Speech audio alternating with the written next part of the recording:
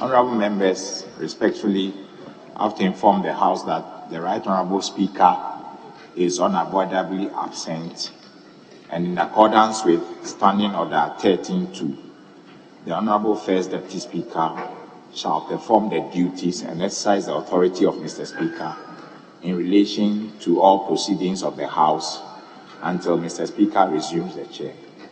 Thank you. Honourable members, prayers.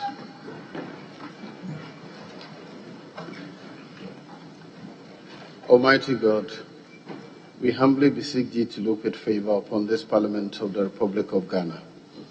Grant that it may perform its high duty as in thy sight. Give divine guidance to the President of the Republic. Endow members of Parliament and ministers of state with discernment and vision, integrity and courage, that through the labours of government, this land and people may be well and truly served. Thy good purposes for the common human life be realized in our midst.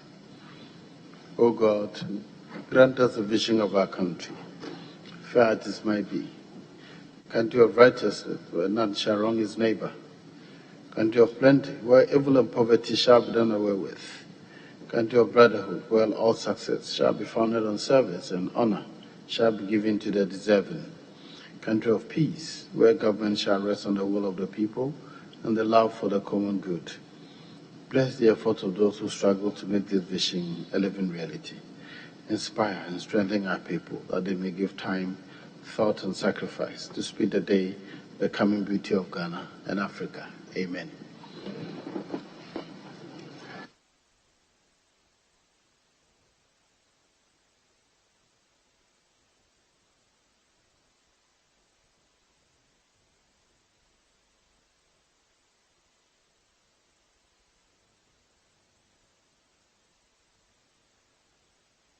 Now, members shall commence with the correction of votes and proceedings of the fourth sitting held on Friday, 28th January 2022. Page 1. Page 2. Page 3. Page 4. Page 5. Page 6.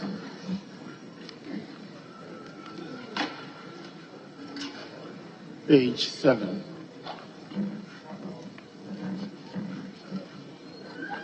Page 8.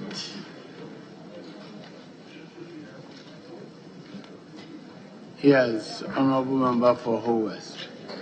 Thank you, Mr. Speaker. I thought my colleague would, where he's going up.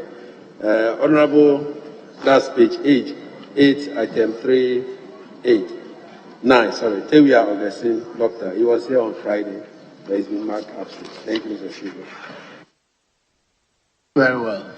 The table office will take note, make the appropriate corrections. Page 9. Yes, Honourable Member for Northbound. Most grateful, Mr. Speaker. Mr. Speaker, item number 7 at page 9. General Constance Ama MFI Jani Afenu, first female commanding officer of the Ghana Armed Forces, first female deputy military advisor of the permanent mission in New York, not in the New York. So if the definite article there could be deleted accordingly. Thank you, Mr. Speaker. Very well. The table office will take note. Page 10. Page 11. Page 12. Yes, Honourable Leader. Mr. Speaker, sorry bringing us back.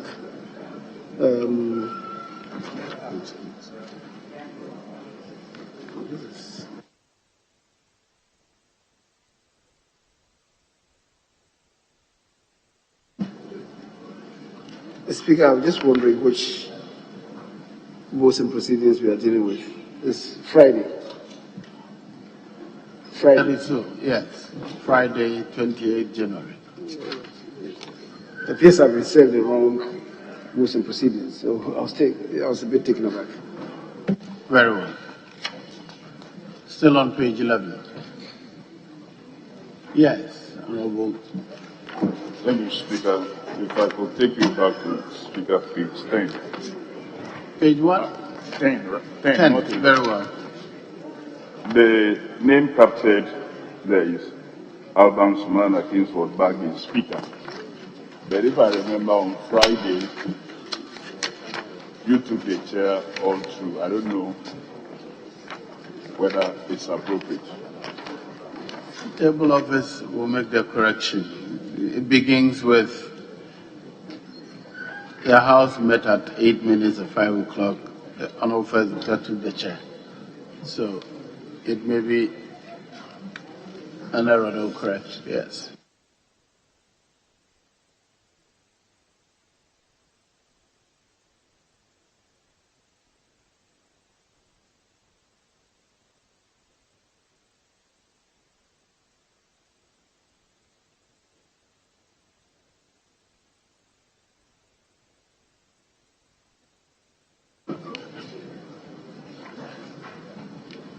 Honourable members, page 12.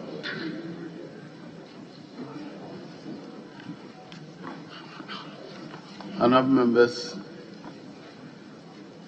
subject to the corrections already pointed out, the votes and proceedings of Friday, 28 January 2022. Sorry, Leader. Yes, Mr. Speaker. As I said, sorry, bringing us back. Page 8. The Honorable Patrick Bano, Obeying Boating Alfred, and Ochajikum Kofi. These three were here. These three were here.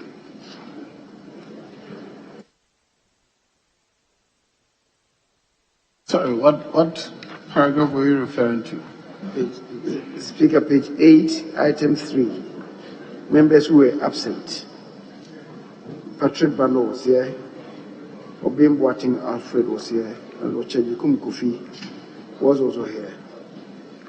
But I don't see Patrick Burma on the list of members Speaker, absent. number 2. Yes, number but two. no. Yes. Patrick. Yes. I had Burma. I had Patrick Burma, that's why. Patrick Bano Patrick. Very well. The table office will take note and effect the appropriate correction. Subject to the corrections already pointed out, the votes and proceedings of Friday, 28 January 2022 are hereby adopted as a true record of proceedings.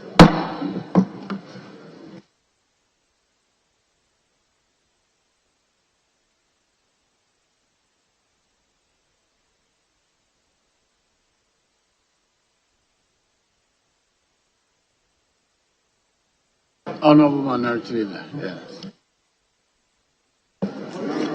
Speaker, before you go further to the order of business, may I invoke Standing Order 53, Standing Order 53, but in particular Standing Order 160, 160.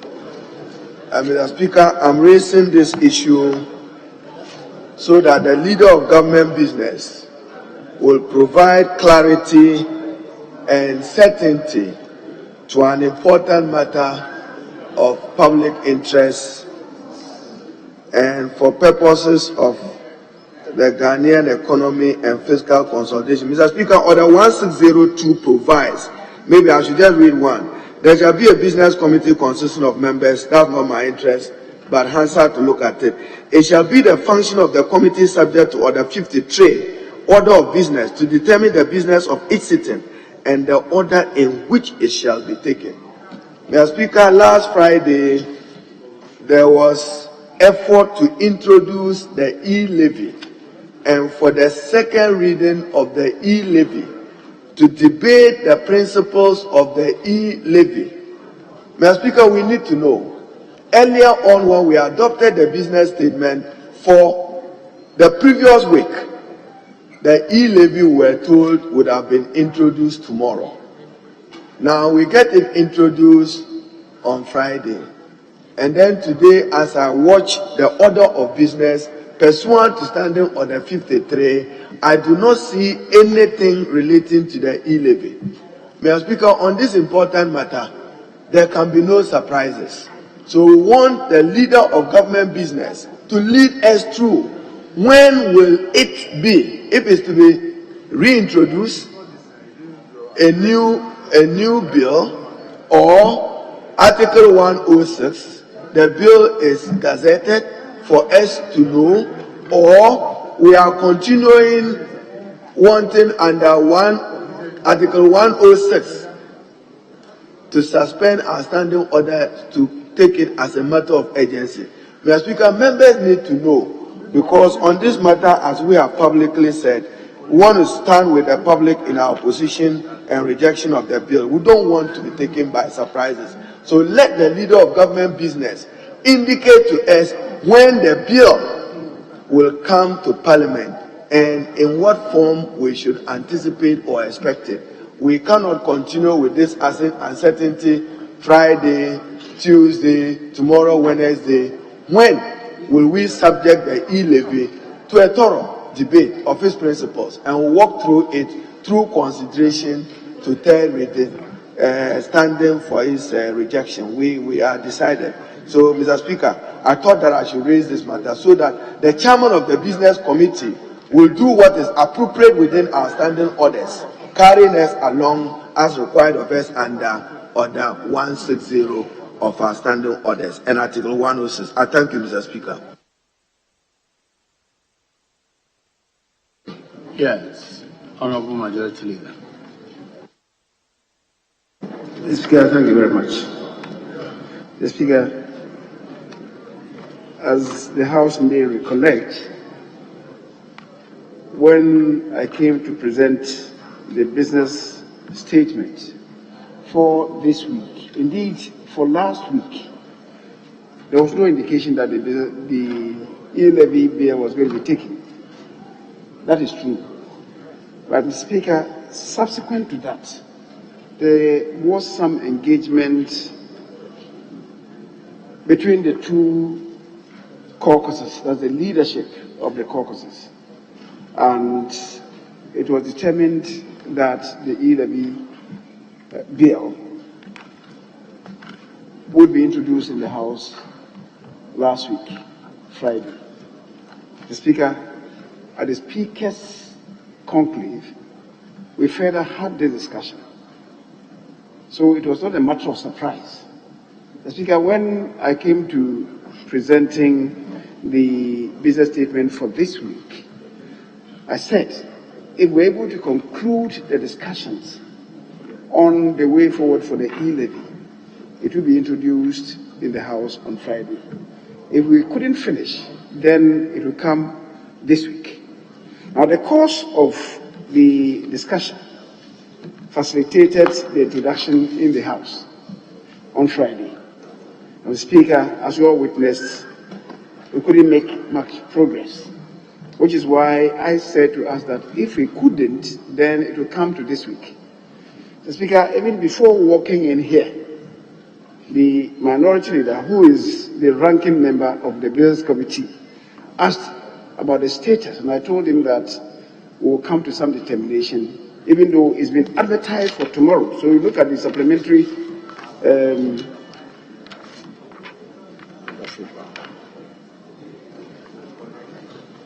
order paper today. The Speaker, you will see the provisional order paper. You will see it advertised for tomorrow. But even that, I told him that we need to confer on that because to all intents and purposes, we may not be able to do it tomorrow. So he asked whether that was an assurance. And I said to him that that is double assurance. That certainly it will not come off tomorrow. But we'll determine when together. I have given him that assurance. So it's not as if anybody wants to spring any surprise. It will have to be decided on, and I will signal him, and then we agree on a common date. The Speaker, the minority leader is adding that they have taken a position that they want to stand with the public to reject the e-levy. And he says that with all emphasis. The Speaker, we on this side want to stand with the Republic to ensure the revitalization of the economy. We want to stand with the Republic to ensure the revitalization of the economy.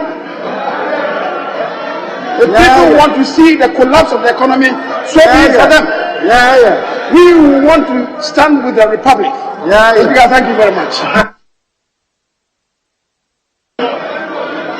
Honourable members, item number 5. Yes, Honourable Deputy, Chief Whip. Thank you, Mr. Speaker. Mr. Speaker, ordinarily when the leaders speak on an issue, we're supposed to rest. Mr. Speaker, as you may know, pursuant to Order 160, we need to have clarity. That is why we always have the business statement. And the majority leader is telling us that even as in the business statement for this week, it's indicated that tomorrow will be a day for e-levy. He is telling us now that it cannot be tomorrow, but he will liaise with my minority leader to get a tentative date. Mr. Speaker, as the majority leader may know, the House works with the business statements. If there is a need for any variation, it is either we are not taking it and then we'll meet at business committee again to reschedule when it can happen, but not to be between the two leaders, because members need to know and all of us need to know so that people can plan what they may want to do during the week. So I want to plead with the majority leader. If he is not sure it can happen this week, he should say so. But if he is certain that it can happen this week, he should tell us when, so that we can all be adequately prepared. Since he's telling us now that it cannot be as programmed on the business statement. But with his comment about standing with the Republic, I can assure him that we are all standing with the Republic. All of us are standing with the Republic because the suffering of the masses, the suffering of the masses, and the masses represent the Republic. We stand firmly with them in the rejection of the e-levy. Thank you, Mr. Speaker.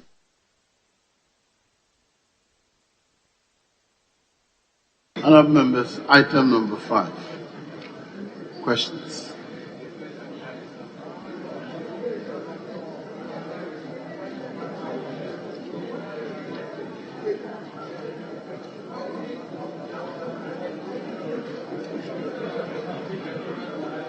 Yes.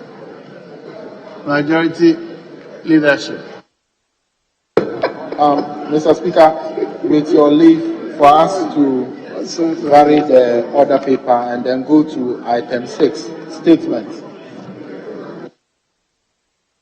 Yes. Honourable Manuel, the suggestion is that we vary the order of business and take item 6 before we come back to 5. Speaker, my understanding and assurance from the Deputy Whip is that you may vary business to statement. When the minister is in, then we dance back to. So we can do statement, Mr. Speaker, if that suits you. Very well. Item number 6 then. Statements. There's a statement in the name of the Honourable Minority Leader, in honor of the late Honourable Mununi Abudu Seidu, former Deputy Majority Leader. Yes, Honourable.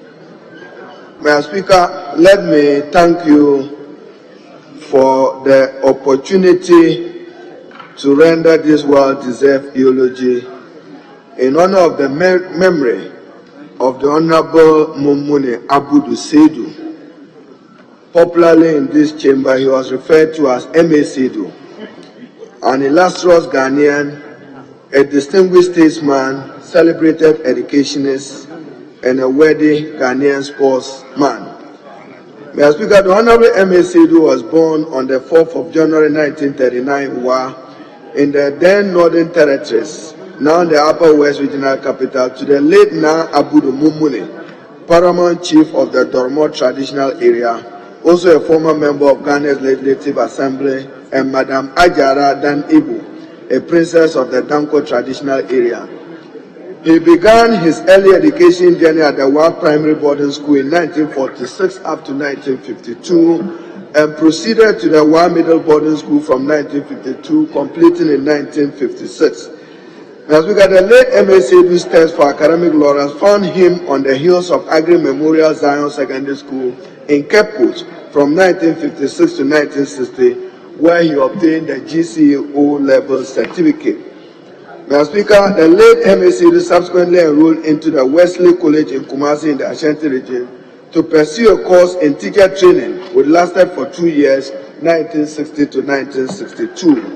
He proceeded to the University of Ghana, Legon, to obtain a first degree in political science and history from 1966 to 1969, and between 1971 and 1972, he was admitted to the University of Cape Coast for his postgraduate studies to pursue other courses to better equip himself with the needed competence and professional qualification to discharge his duties and obligations in the educational sector.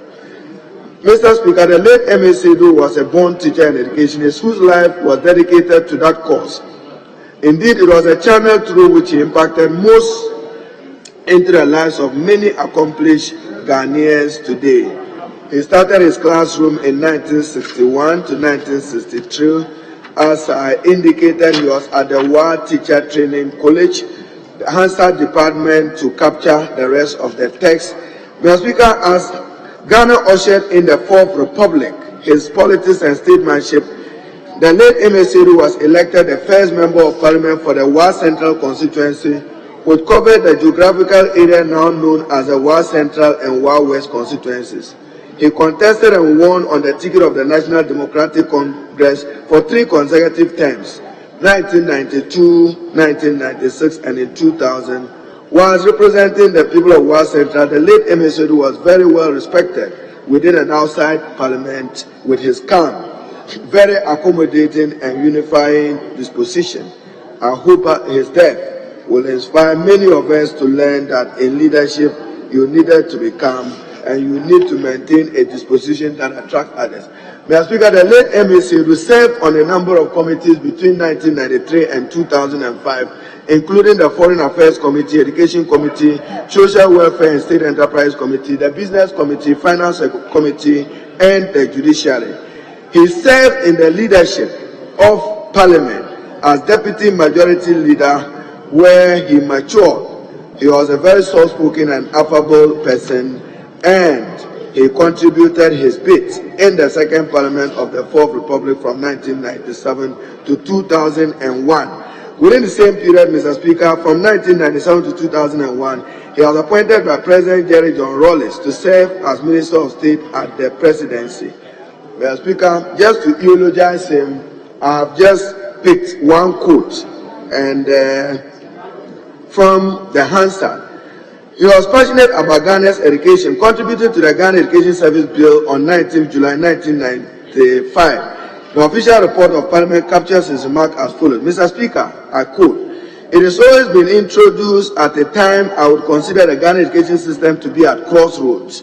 Crossroads, what do I mean by that? It looks as if the expected enrollment that we want has not been achieved.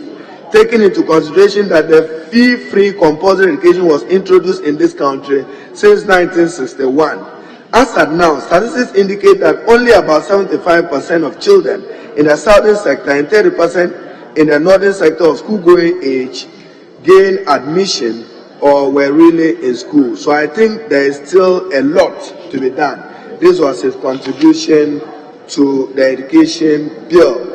Mr. Speaker, much later in life, he was a pioneering member of the National Peace Council. In 2011, then President J.A. Mills personally inaugurated the council on 10 November 2011 with him as part of it. Mr. Speaker, He received several awards, including a certificate of recognition presented on the 5th day of January 2005 in recognition of his significant contribution to the success of the Third Parliament of the Fourth Republic of Ghana. He also received a meritorious award by the Upper West Regional Coordinating Council on the occasion of the 25th anniversary of the creation of the region, Upper West Achievers Award 2016 at the 7th edition of the award scheme, and an award for distinguished service to his former school, Agri Memorial AME Zion Secondary School. Mr. Speaker, he also had the rare opportunity to serve on the National Media Commission, NMC, from 2001 to 2005, where he contributed to the deepening of fundamental freedoms, including media freedoms. Mr. Speaker, it is worth noting that some of the prominent students of the late M.A. Seidu include current Speaker of Parliament, Honorable Alban Sumana Bagbin, Justice Yoni Kulendi of the Supreme Court of Ghana, Professor Robert Yene of the University of Ghana, Professor Comfort Mada of the University of Education, the late Ambassador Sanunu Mukhtaru from the Upper West region, then Minister, and Ambassador Dr. Sule Garba, former policy advisor to President Mahama. And I'm sure the Member of Parliament for Wa Central, who is now himself a PhD, Dr. Rashid Pelpo, was one of many he groomed and developed. The Upper West region has two prominent government colleges of education, Nusrat Jahan Teacher Training College and the Tumut Teacher Training College, both of which MA played an instrumental role in ensuring to its establishment and development. He invested in the infrastructure development of the region as first regional director of education, and subsequently as member of parliament. He worked tirelessly to improve school infrastructure, embarking on projects from classroom, masters, bungalows, science resource centers, and many others. He was director of education and later as member of parliament for Wa Central. He rolled out scholarships from his personal resources and his common fund to support many children in the region. Mr. Speaker, the late M.A. Seidu availed himself for services to the chiefs of the Upper West region as the son of the Dorimon now, meaning a royal. He was a unifier whose personal relationship with the divisional and paramount chiefs also helped bring respect to the chieftaincy institution in that area. Mr. Speaker, he was also a staunch member and leader of the Ahmadiyya Muslim faith and led the very first delegation from the Ghana mission to the annual Ahmadiyya convention in Pakistan. Mr. Speaker, the late M.A. Seidu was a true lover of sports, a sports enthusiast who did not only participate in sports but worked a great deal to promote sports from the schools and college level to the larger public life. Himself was a sportsman, and at the University of Ghana, he represented the Men's Asaba Hall of the University of Ghana for both local and international lawn tennis events. At Wa Secondary School, the M.A. Seidu also participated in the review of sports curricula. He was also deeply involved in local league football activities, firstly for Kumasi Asante Kotoko, and subsequently he was scouted out for the Upper West Heroes. Mr. Speaker, today we want to express our profound sympathies and condolences for his passing, extend our sympathies and condolences to the immediate family and to the people of the Upper West region in particular. Mr. Speaker, it is our prayer that he will rest in the bosom of Allah in Jannatul Firdaus. He was a good Muslim.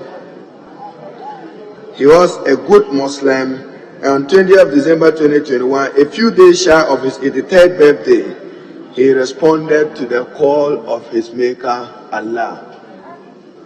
And we said, Inna lillah wa inna ilayhi rajiun, to whom we all come and to whom we all shall return. Mr. Speaker, I thank you for the opportunity and trust that this educationist, statesman, politician will be honored with time. I thank you for the opportunity and thank you, Mr. Speaker. Honourable Member for Buakwa South. Thank you, Right Honourable Speaker, for the opportunity to add my voice to this well-crafted eulogy in the memory of a senior of this House, the late Member of Parliament for West Central, in the person of Honorable Mununi Abudu Seidu. Honorable Speaker, our departed senior colleague was well advanced in age. He was 82 years old when he died. For us Christians, the endowment from God is 70. And when you cross 70 plus, it is my respectful view that you have the grace of God and it's a bonus. So he was well advanced in age. Honorable Speaker, what comes to me as a very important dimension to this eulogy is the fact that he was an educationist, a very long-standing teacher. And if we pay regard to the fact that he was the headmaster of our secondary school for 9 good years. Honorable Speaker, a teacher is an invaluable asset because his output will always affect generations. When you have one good teacher, the students that he will teach will become very important. And the domino effect is that the students will become prominent. And if they are not wayward, their children will become prominent. And it goes on like that. And I'm not surprised in the least that this great teacher has been able to produce a good friend of mine, His Lordship, Mr. Yoni Kulendi, who is a Supreme Court judge. As a matter of fact, Right Honorable Speaker, Alban Sumana Kingsford Backbin was one of his students. How sad it would have been if we didn't have such a teacher under whose authority and instruction a lot more people have seen education. Honorable Speaker, when we talk about education, it brings me to the free senior high school policy of our government. It is my humble submission that every child, no matter the circumstances of his birth, should have free senior high school education. And I also want to submit further that it shouldn't be political at all.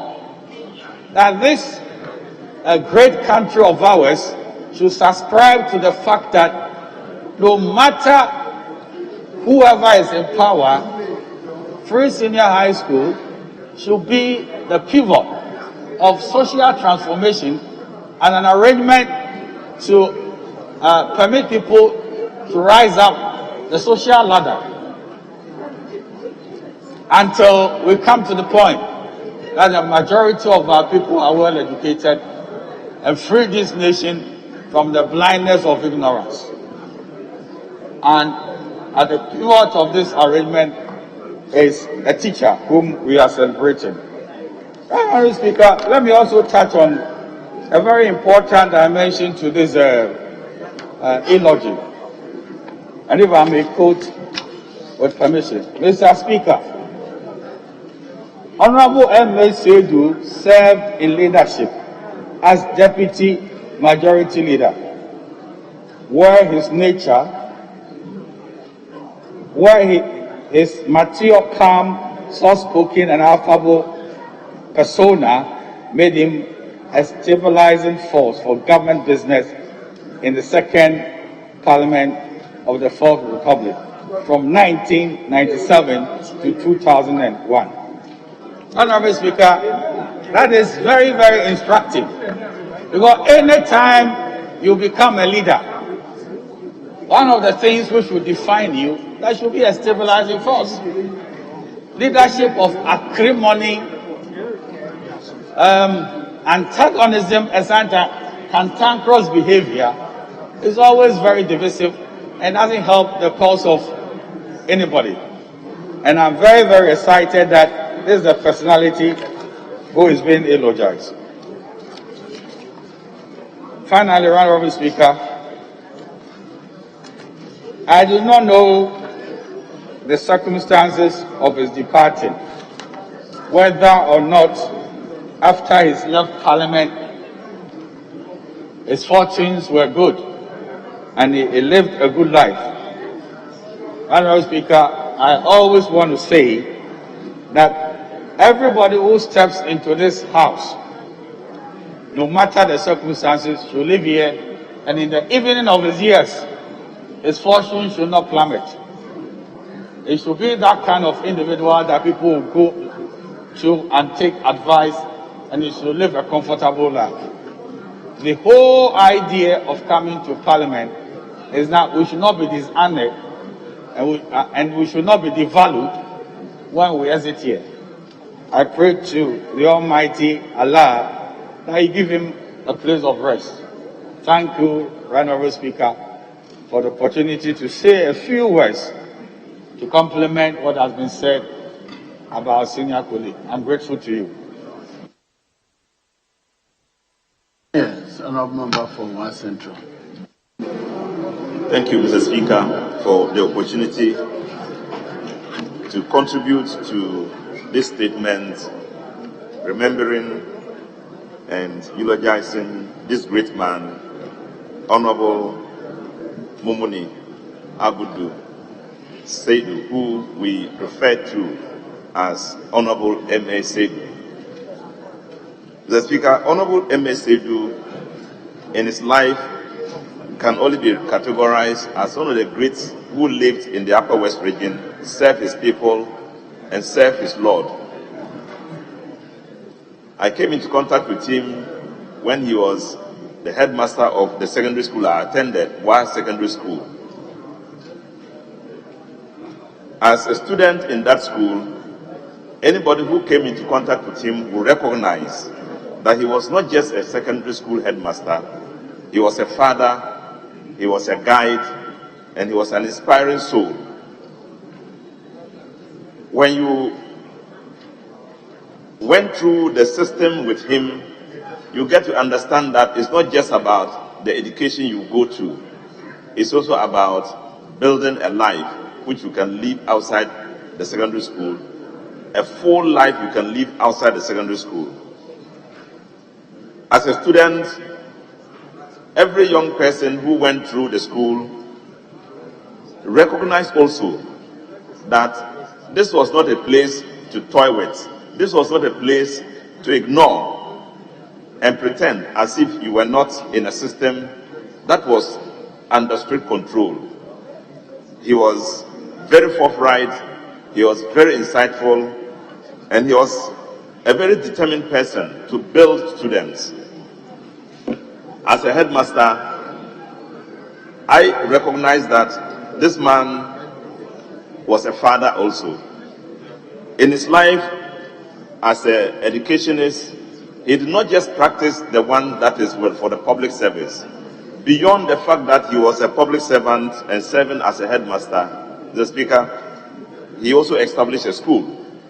And that school became the first private school in Wa that churned out lots of people, lawyers, doctors, and etc., etc. And that school is recognized throughout the Upper West region.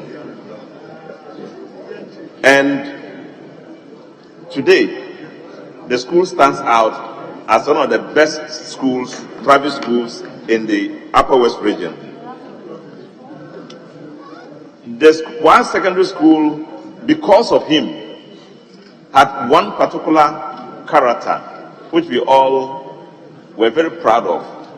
He built the school, he built sportsmen. Nobody was left to go unused, unprepared for the kind of job you want to do in future. And for many, many sportsmen who went through, including the present former coach of the Black Stars, Konedu, We all benefited from him, including Nyante Chikwesi, who were all part of his system, and who all played football and who played various sports in the school. That's where he developed one secondary school to the point that we became the best sporting school in the Upper West region. We ventured into the rest of the North, and I recall how we beat Nebrongo Secondary School and how we beat Tamasco in footballs, to the surprise of the students, because one secondary school virtually was a very small school. But because of the sports we did, and because of his own interest and push, we became known throughout the North as a great secondary school. Mr. Speaker, this man was a great man, and we cannot but recognize the fact that being who he was, it made us who we are today. I recall when in my earlier years, in 1996, I was a young graduate and I was being pushed by the youth of WAS Central to contest him. It was to the extent that it became so serious that the elders had to meet and call me to say, look, this is not a man you will contest, let him go. I went to him privately to tell him that I would never contest him, but it will not be possible for me to turn around and tell the young people that it was not possible for me to contest. But he should rest assured that I wasn't going to contest him. He told me he knew that. In 2000 again, I was called upon by the same young people and pushed very hard to contest him. I went to see him in private and told him, look, my headmaster, I respect you too much. The noise being made outside would not definitely compel me to contest you. But let those who are outside doing the advocacy for me, let them do what they want. Maybe it's for the future and not for now. He once again understood me. The Speaker, he was a man I respected so much, who we all adored, who was a mentor to all of us, who guided us in everything we did, and who was a source of inspiration and a source of delivery to us in our education enterprise. Many of the young people, the people today who we regard, including Mr. Speaker, were directly his students and were directly influenced by him. I recall once again that in the course of the revolution in 1981, and that was in 1982, the military came into our school and lots of lies were told about him. He was being malhandled, and then subsequently the military men called us to a meeting, the leadership of the secondary school to a meeting, and we were all asked to say something about the headmaster. The lies that were told about him were just unacceptable. Mr. Speaker, in the midst of all the students, I got up and said, those lies could not be, there were so many lies that could not be acceptable, and that I thought that the headmaster was good. He was the only headmaster who would kill a cow for the students. So if we said the students were going hungry, if we said the students were not being taken care of, it wasn't possible for me to sit here and agree. The Speaker, I was treated like a traitor amongst my students, but I saved him from the trouble. After that, the soldiers interviewed me. I gave every detail about him, and Mr. Speaker, he was released from the trouble he went through. And this was how I devoted myself into recognizing his essence whilst I was a young man. Mr. Speaker, may his soul rest in perfect peace, and may the Almighty Allah forgive him for every sin he may have committed on this earth. And we send once again, and I send once again, my deep condolences to the family, his children, who have suffered the greater of the loss. Thank you, Mr. Speaker.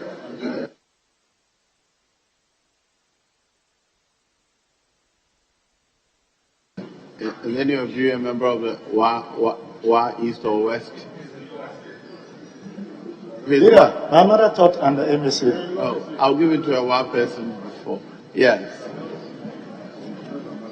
Thank you very much, Mr. Speaker. Thank you for the opportunity to join colleagues in eulogizing a distinctive man who departed this world. Though he's gone, but he remains in our hearts and minds. The late Honorable M.A. Sedu, affectionately called M.A., was a man of few words, and he left the youth of the Upper West region with some three core values, which I want to recount. M.A. Sedu believed in three core values. One, he says, respect for diversity. Respect for diversity in the sense that he is a Muslim and was a Muslim, and he died a Muslim. But in the Muslim fraternity, there are a lot of differences. He believed so much that even the Orthodox Muslims, there are no differences. Even with him, with Christians, there are no differences. Christians were in love with him, Orthodox were in love with him. This was a man who believed that respect for diversity is the way to go.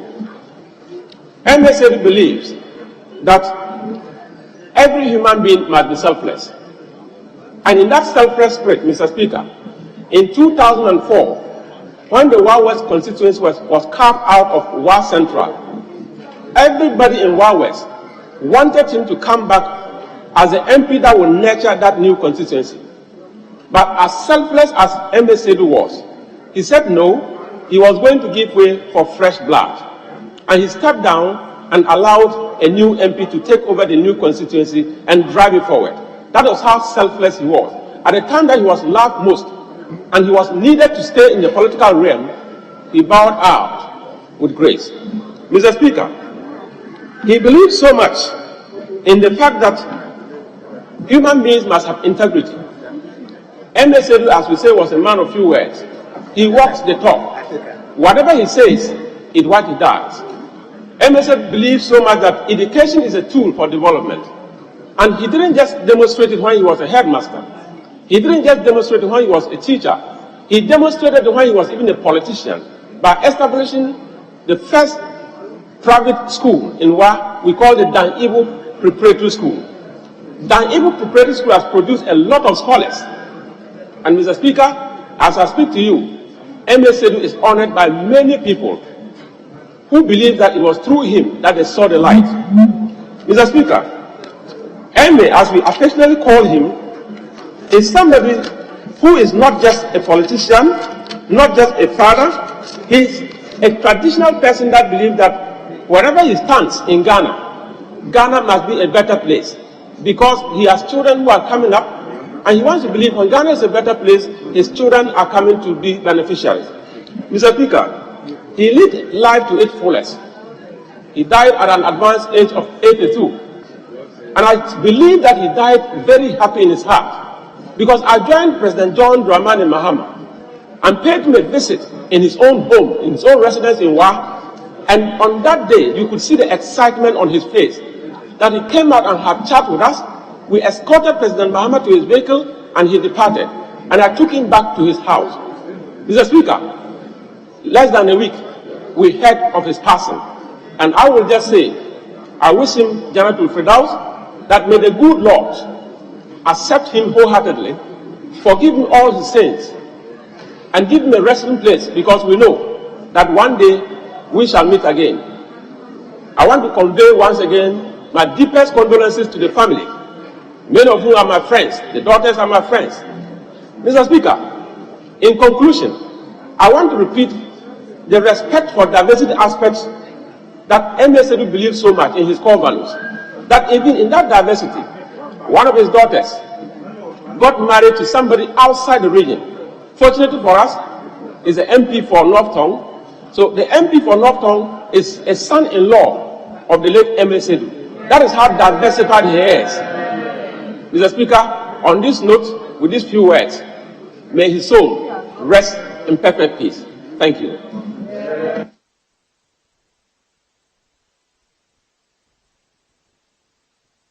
Yes, Honorable Member for North Tongue.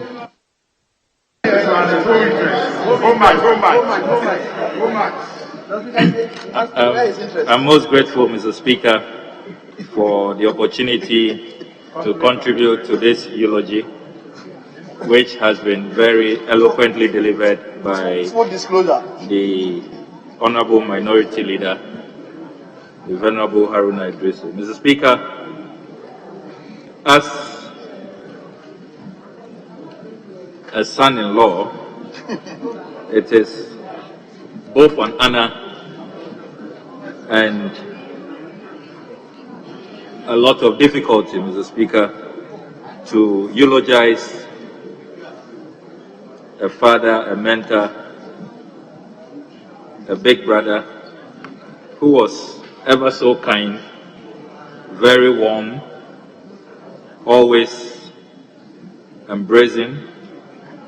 He always had a listening ear. He never ever raised his voice all the years that I have known him. The Speaker, he was such a modest man, down to earth. He carried no airs at all. He was a man of the people in the true sense of the word. Always welcoming of other views. He would listen to you, a very, very good listener. And even if he had contrary opinions, he will share them after he has listened to you. The Speaker, a very, very fine gentleman he was, a refined and sweet soul. And these are some of the people, Mr. Speaker, you will wish that they never die.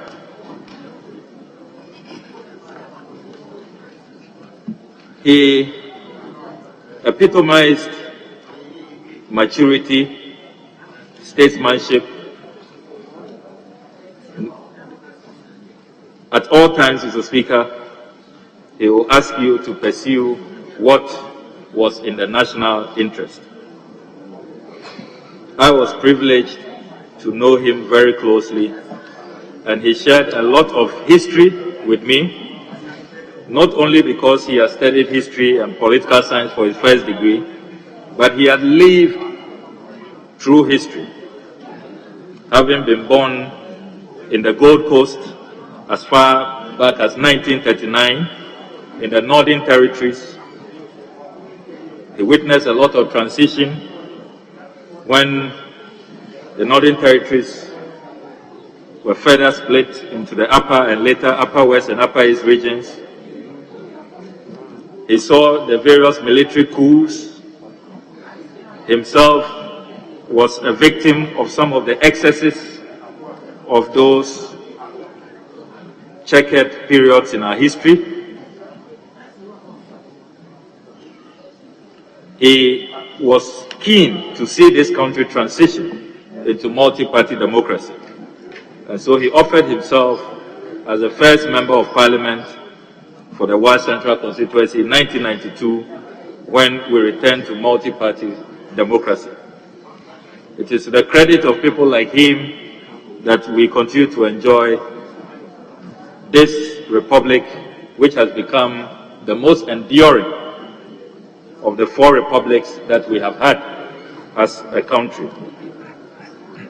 Mr. Speaker, having served as Minister of State, having served as Deputy Majority Leader, the verdict about his stewardship across the political divide is always one that makes you very proud to be associated to him, to his legacy, and to his family. Everybody speaks fondly of him. Since his passing, Mr. Speaker, all those who knew him, who have reached out to us, have been very, very generous and profuse with their very remarkable recollections of the man we celebrate today. And Mr. Speaker, if anybody had any doubt about how a unifier he was, how a consummate Democrat he was. When you go through his debates in this House, you realize that this was indeed a true patriot. I hold in my hands, Mr. Speaker, with your permission, the official report of 12 January 1995, contributing to the debate on the sessional address as delivered by His Excellency Jerry John Rawlings. This is what the Honorable M.A. Sedu had to say at column 69. Mr. Speaker, quote, "This is a hallmark of a great statesman to confess to his people where he feels that he has not performed satisfactorily. No part of the address comforted me more than the conciliatory tone of it. This time, His Excellency was appealing for tolerance, not only appealing to the opposition parties, but he included even the Progressive Alliance, asking that all people in the country should avoid utterances that are likely to jeopardize the peace and stability which we have enjoyed so much. Mr. Speaker, peace and stability has been with us for so long that many people take them for granted. They just think it is a matter of course that we are enjoying peace. But I think this is in the best direction, and it has been brought about by the government as well as the security agencies," unquote. Mr. Speaker, he continued at 10:55 a.m. Quote, "The other appeal I would like to draw attention to fellow Ghanaians to is the fact that the President mentioned that important national issues should not be politicized. Things like education, the economy of the country, the stability of the country, these things should be devoid of all political interest because they concern all of us." Mr. Speaker, permit me to give you an analogy from my constituency to illustrate this point. We often say that you cannot turn a mud fish into tilapia, neither can you turn herrings into tuna fish. But when it comes to the question of refilling a dried up river where all the fishes live, then it must be the concern of all the fishes. It is only when there is water in the river that the fishes can survive. When there is water, then they can agree to disagree. The herrings can decide to swim on top of the water. The mudfish can go under the water and live in holes and eat each other there, while the tuna can be swimming in the middle. But when there is no water, they cannot exercise these rights that they have. I liken the river to Ghana, the fishes to the political parties that we are thinking of, and the development of the economy to the development of this nation. That is the water. When the whole nation has developed, then we can agree to disagree within a developed nation, and nobody will become deprived. So I think we have to take seriously the President's call that we should not politicize things that are in the interest of this nation as a whole. I think that this is wisdom from a really great leader and statesman, unquote. This was the Honorable M.A. Sedu.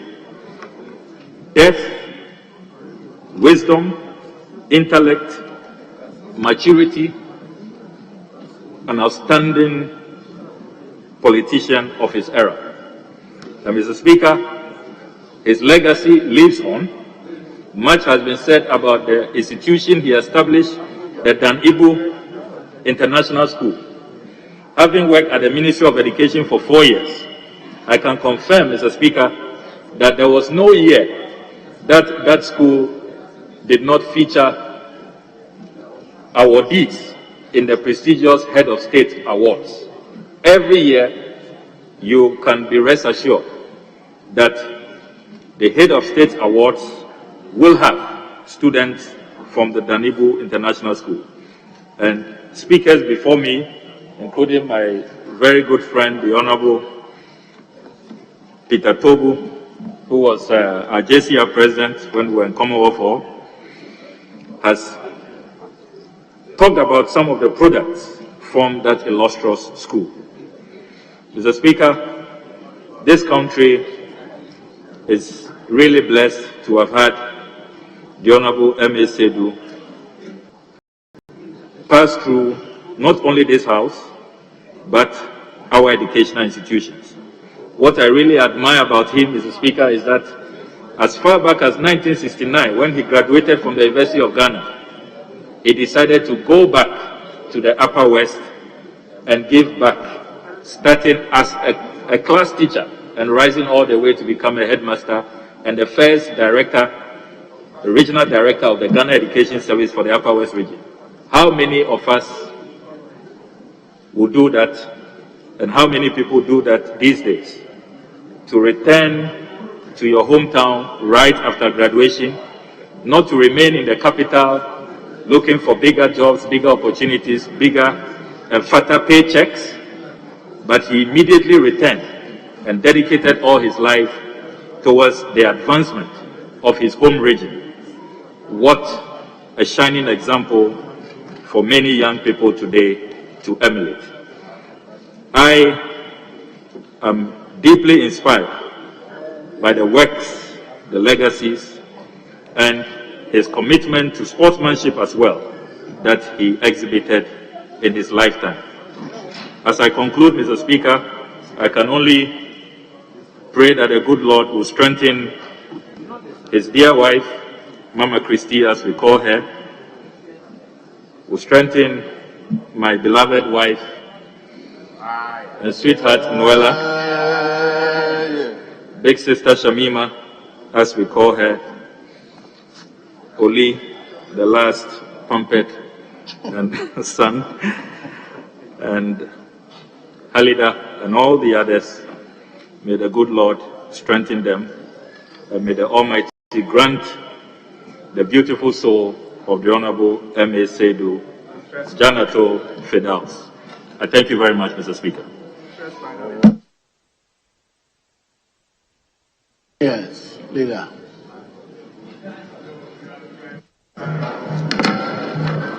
Mr. Speaker, I rise to join ranks with the minority leader in the tribute that he has rendered in memory of the late Honorable Mununi Abudu Seidu, affectionately called M.A. Seidu. Speaker, the person whose memory we are eulogizing today, I met in Parliament in 1997.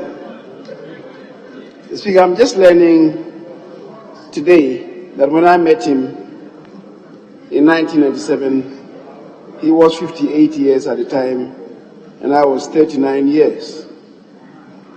Speaker, the late M.A. Seidu was from royal ancestry, and indeed he carried himself as such in the house. He was baptized into politics by his father, who was a member of the Colonial Legislative Council, the Legislative Assembly he became later on. Speaker, he trained as a teacher and eventually rose to become the headmaster of Wa Secondary School, as it was known at the time. He himself was a sportsman in his early days, and when he grew up, he became a keen sports enthusiast. The Speaker, he is on record as the first person to establish an international school in Wa, which was at the time part of the greater Upper West region. The Speaker, the Honorable M.A. Seidu, whose life we celebrate today, was a three-time member of Parliament for Wa, which is now being partitioned into two, Wa Central and Wa West. and his tenure spanned the period 1993, January 7th to January 7th, 2005. The honorable member was noted for his calmness in Parliament, a very well composed gentleman, and a pleasant character. Speaker, his strong passion in Parliament was about the introduction of quality education in Ghana. And I remember when we came to debate the FQ concept, the introduction of the free compulsory universal basic education by President Rawlings, he was most passionate and spoke to the fact that he wanted to live to see the day when, as a country, we could, resources availing itself to us, we could introduce free compulsory universal tertiary education in this country. The Speaker, he was so about the nation being able to spread education to all corners of the country to enable our youth benefit from this. Mr. Speaker, the quotation by the Honourable Minority Leader is most apt. That is when the House was debating the Ghana Education Service Bill on the 19th day of July 1995. Some of us were not in the House at the time. But this quotation has been quoted. In fact, I think when we came to introducing the free senior high, it was quoted by a member whose name I've forgotten. And he quoted the Honourable M.A. Zaid. Speaker, it is by strange coincidence that the Minority Leader has quoted the same words attributable to the Honourable M.A. Zaid. And the relevant portion to me is, taking into consideration that the fee-free compulsory education was introduced in this country since 1961, as at now, statistics indicate that only about 75% of children in the southern sector and 30% of children in the northern sector of school-going age gain admission or really go to school. So I think that there is still a lot to be done to improve education in this country. Unquote. Mr. Speaker, that indeed epitomizes the personality whose memory we are eulogizing today. Speaker, in Parliament, when we first met him in 1997, he was the Deputy Majority Leader. He served under the Honourable J.H. Uswe Champong and subsequently under the Honourable Dr. Kobneji, who were majority leaders between 1997 and 2000, and he served as their deputy. Speaker, in the blood and tender days of the December 31st, 1981 revolution, the Honourable M.A. Seidu, in his earlier life, came under the government, and he was bastardized. And indeed, Mr. Speaker, he was torn into shreds. But eventually, truth triumphed over lies. That's how come the system persuaded him to go and contest as a member of Parliament on the ticket of the NDC in Wa Central. The Speaker, as a country, as a people, as members of Parliament, we should not be lamenting when people elect to bastardize us. The lessons to learn is to stay focused, do what we think is right, and I believe in the fullness of time, as happened to M.A. Seidu, we shall be resurrected.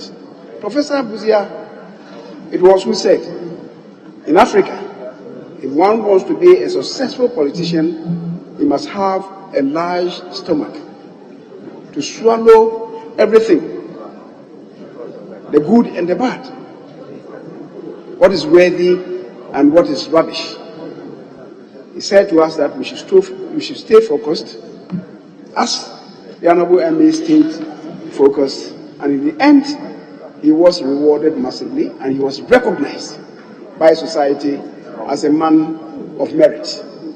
The Speaker, may his soul rest in perfect peace. I thank you for this space granted. Members, as is customary, shall we rise and observe a minute silence in honor of our fallen colleague?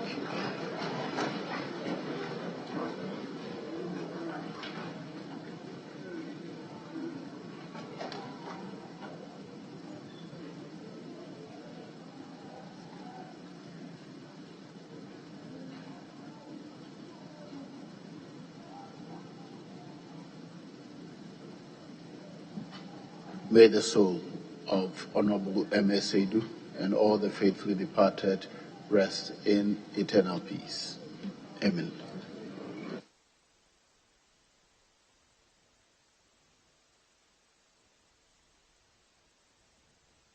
Yes, Honorable. Thank you, Mr. Speaker. Mr. Speaker, with your leave, if we could go back to number 5, questions. Yes. Item number 5. Questions to be answered by the Honorable Minister for Health. And the Honorable Minister may take your seat now.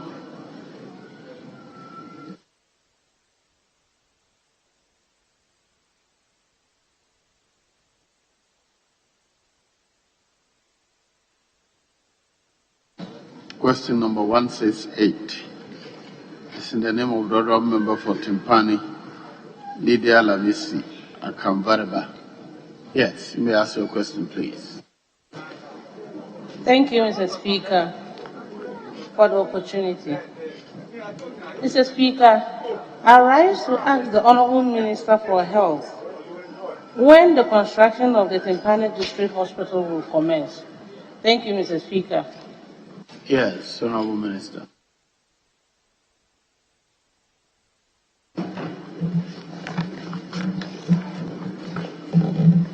Mr. Speaker, the Timpani District Hospital has actually been planned again under the Agenda 111. To herald the commencement of works on the Agenda 111 projects, sword was cut on Tuesday, August 17, 2021, at the Kunakwangma district of the Ashanti region for works to begin on all district hospitals, including Timpani, under the project. All preparatory towards commencement of works have been completed. Currently, zonal consultants and contractors are finalizing mobilization activities to site for works to commence shortly. Thank you, Mr. Speaker. Yes, Honorable Member, any follow-up question, please?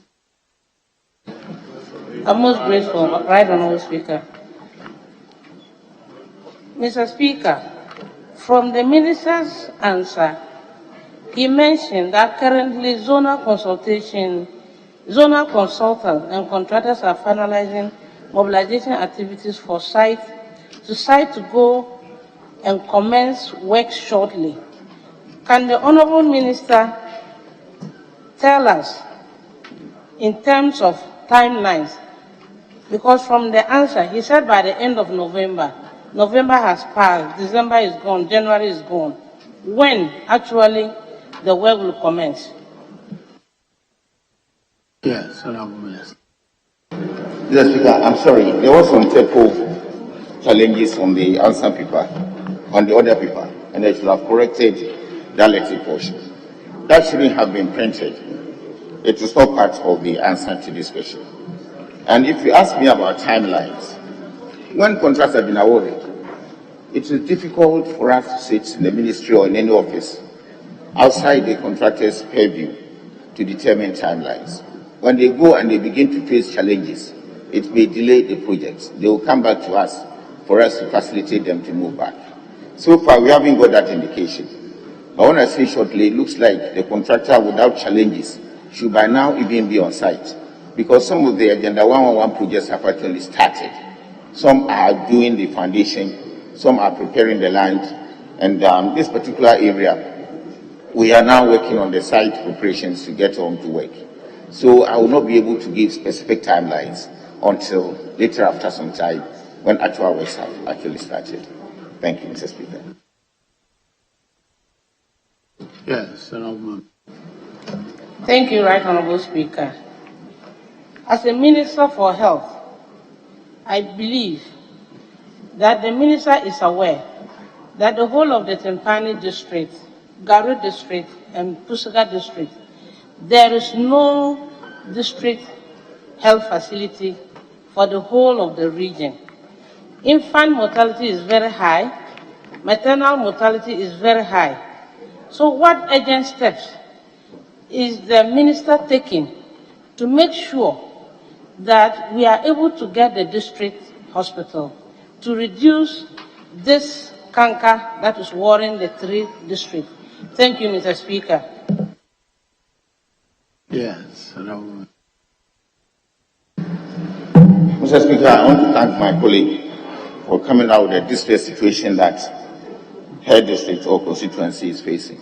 And in view of this, I will personally pay particular attention to works in Timpani to see that this thing gets on very fast. If there are challenges, I will see how I can facilitate for the project to be done very quickly. Thank you, Mr. Speaker. Yes, you have one more if you wish to use. You are done. Very well. Question number 172. The name of the honourable member for Keta, Kwame Jujoli Jape. Thank you, Right Honourable Speaker. Thank you for the opportunity. I rise to ask the Minister for Health. To ask the Minister for Health the circumstances surrounding the delay in the payment of salaries of Ghana Health Service staff, Ministry of Health staff who work on Global Fund programs.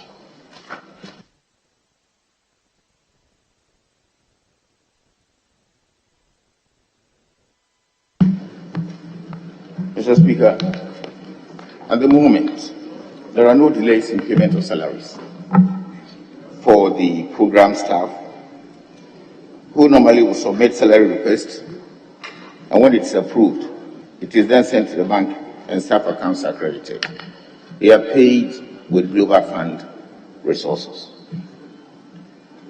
For October salaries, the memo for salary request was submitted and payment approved on the 20th. 27 for National HIV/AIDS Control Program and National Malaria and TB Control Programs, respectively.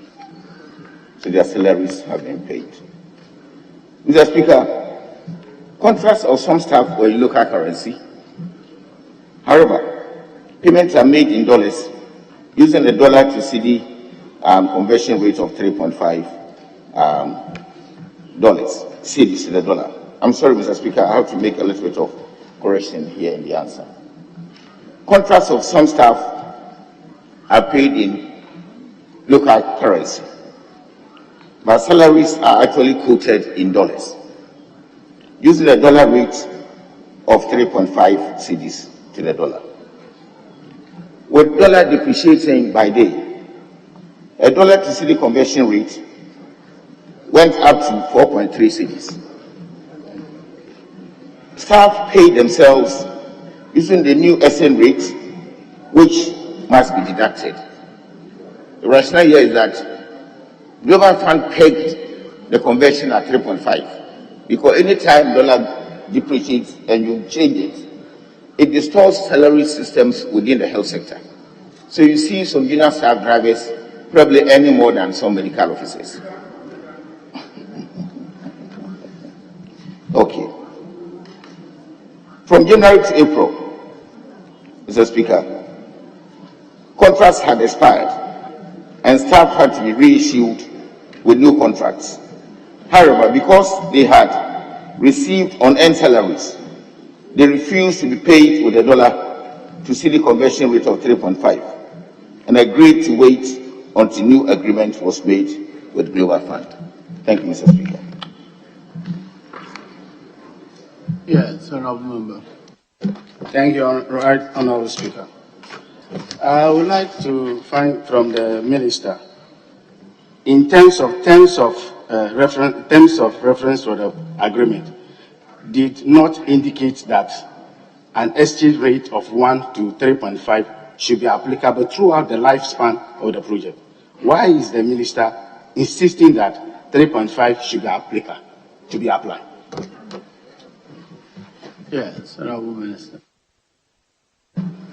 Mr. Speaker, I'm afraid I am not insisting. These staff are on the payroll of Global Fund. And Global Fund had their own sort of arrangement to disburse funds in country. They are not coming from the consolidated account. And that was the arrangement Global Fund had with them. No matter how much we try to fight for our own staff, Ghanaians, Global Fund refused. And they have refused until today to adjust the, how do I call it, the exit rates as they have pegged until today. Last year when this problem started, they were even going to sack some of the staff. And it lingered on for about 4 months when I was intervening with the Global Fund to see how best we could negotiate for them to stay without even sending them home. And that is what happened. So Global Fund insistence, based on the arrangement from their management and their board in Geneva, is what we are adopting here. And that is why they have paid at 3.5.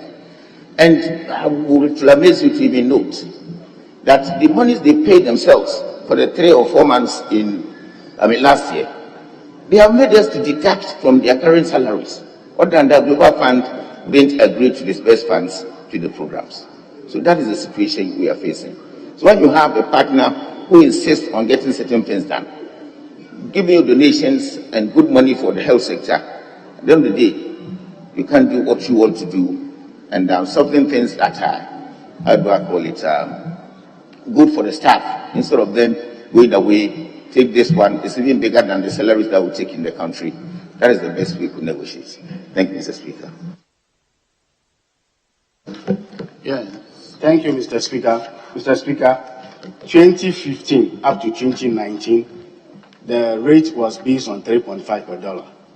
And in the same 2015 to 2019, some staff in Ministry of Health were using rates of 4.3 and 4.8 respectively. They were benefiting, whilst others were benefiting 3.5. Mr. Speaker, it may interest you to know I'm one of them who worked there, and I know what I'm saying. So my question is, why is some people are using 3.5 rates at the same time, others are using 4.8? Can Minister provide better and further particular with regards to that?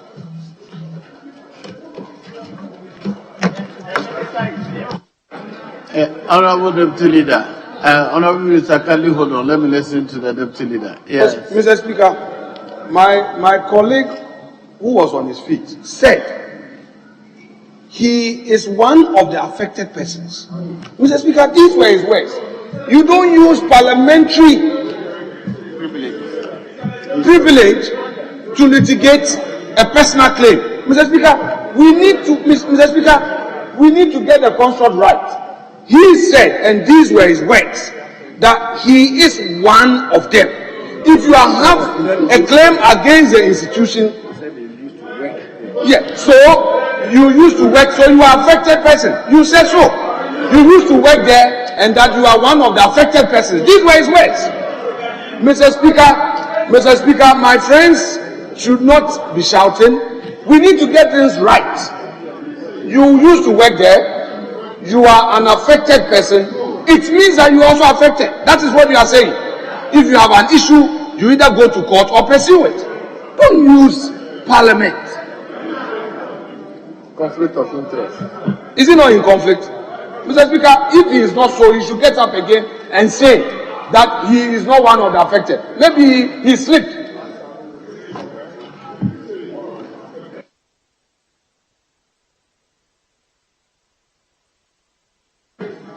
Honorable member, are you asking a question in which you are personally interested? Honorable Speaker, I'm asking question for the people who are working there being affected. For the people. That's the question I'm asking. I asked you whether you're personally interested. Answer that one. I have no personal interest because I'm no more in there. I'm not working there. I'm here. Yes, Honorable Minister, can you answer the question?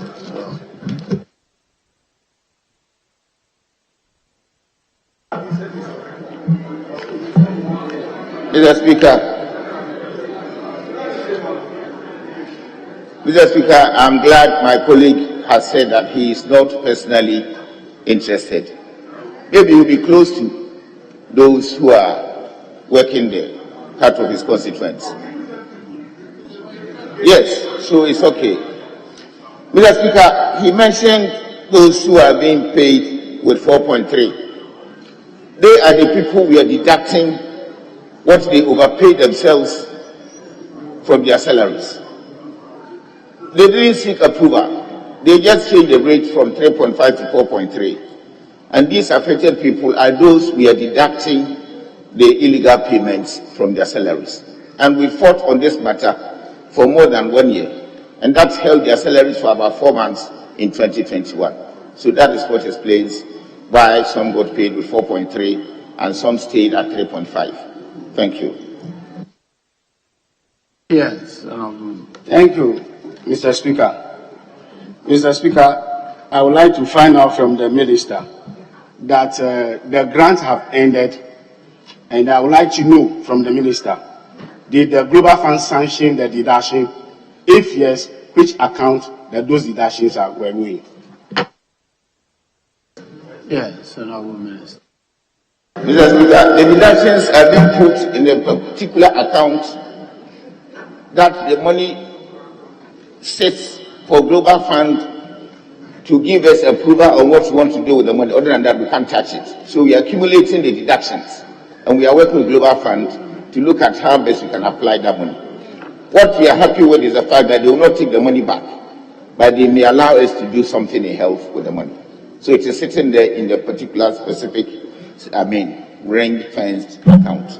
Thank you, Mr. Speaker. Yes, Honorable. Thank you, Mr. Speaker. Mr. Speaker, let me find out from the Honorable Minister.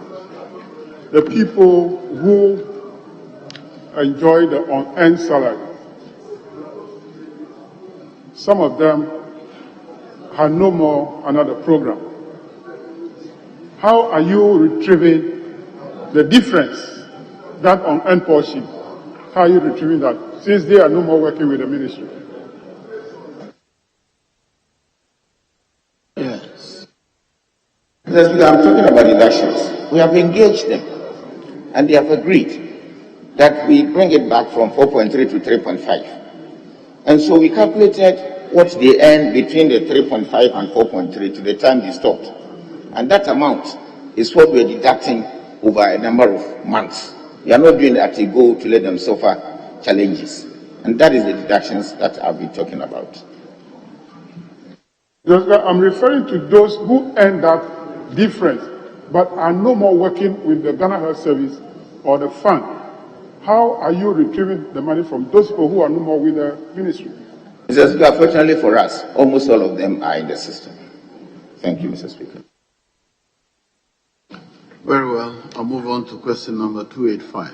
In the name of the Honorable Member for Bilsa South, Dr. Clement A. Abak.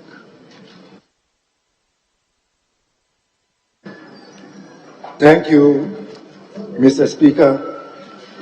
Mr. Speaker, I rise to ask the Minister for Health if funding has been secured for the proposed Bilsa South District District Hospital, under Agenda 111, and when work will commence.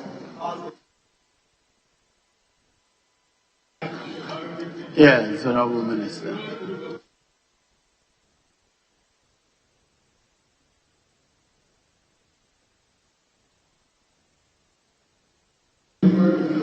Again, I'll give you indulgence to allow me to correct some part of this answer on the other paper. If you look at page 40 on the other paper, the top paragraph seems to be a continuation of the answer to question 285. Unfortunately, that is not so. That part that has been published without a question number belongs to another question. I have several questions to answer in this text, and I think that is what has been proved there. So the 285, the answer for it ends on page 13, as has been published. So the first big paragraph on page 14 should actually be deleted or cancelled at the moment. Now, I will try to answer my colleague's question. Mr. Speaker, the Agenda 11 project is being funded through budgetary allocations by the government of Ghana. Secured provisions have been made to ensure interim payment certificates that will be raised for payment in the course of the project duration, and this will be honored assuredly. Thank you, Mr. Speaker. Yes, honorable member. Thank you, Mr. Speaker. I am grateful to the Minister for indicating that funding has been secured. Mr. Speaker, I want to know from the Minister, for the sake of clarity, whether we are going to have a brand new hospital or this is going to be an upgrade of the existing Fumbisi Healthcare Center. Yes, honorable minister. Mr. Speaker, because of the numbers involved in this program, I will not be able to instantly identify the location of the Buza South District Hospital at the moment. I may have to cross-check and make sure. If it is in Fumbisi, it will mean that we may either do a different location or upgrade what is there. But I don't want to stand here and guess. This place is a place of records. So I want that you grant me space for me to cross-check and give my colleague a proper, more befitting answer. Thank you. And I think we can do that in the corridors of the chamber or closer to the Fumbisi Valley, where I have been visiting of late. Thank you, Mr. Speaker. Mr. Speaker, the minister's words are quite tasteful. You see that he's trying to lure me away from the floor to the corridor.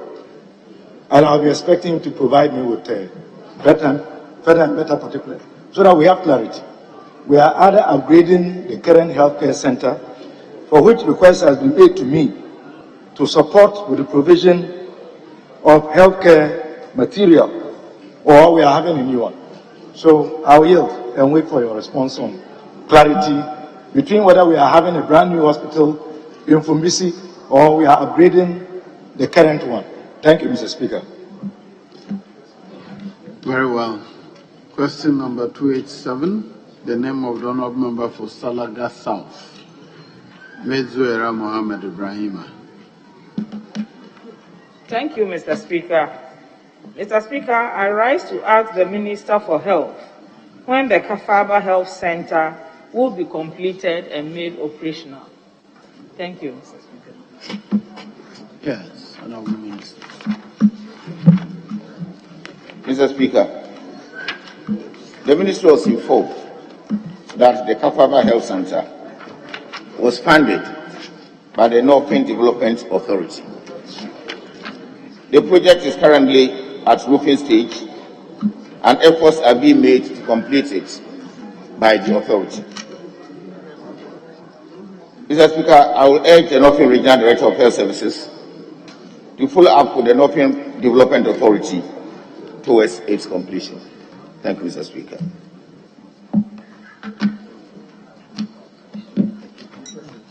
Thank you, Mr. Speaker.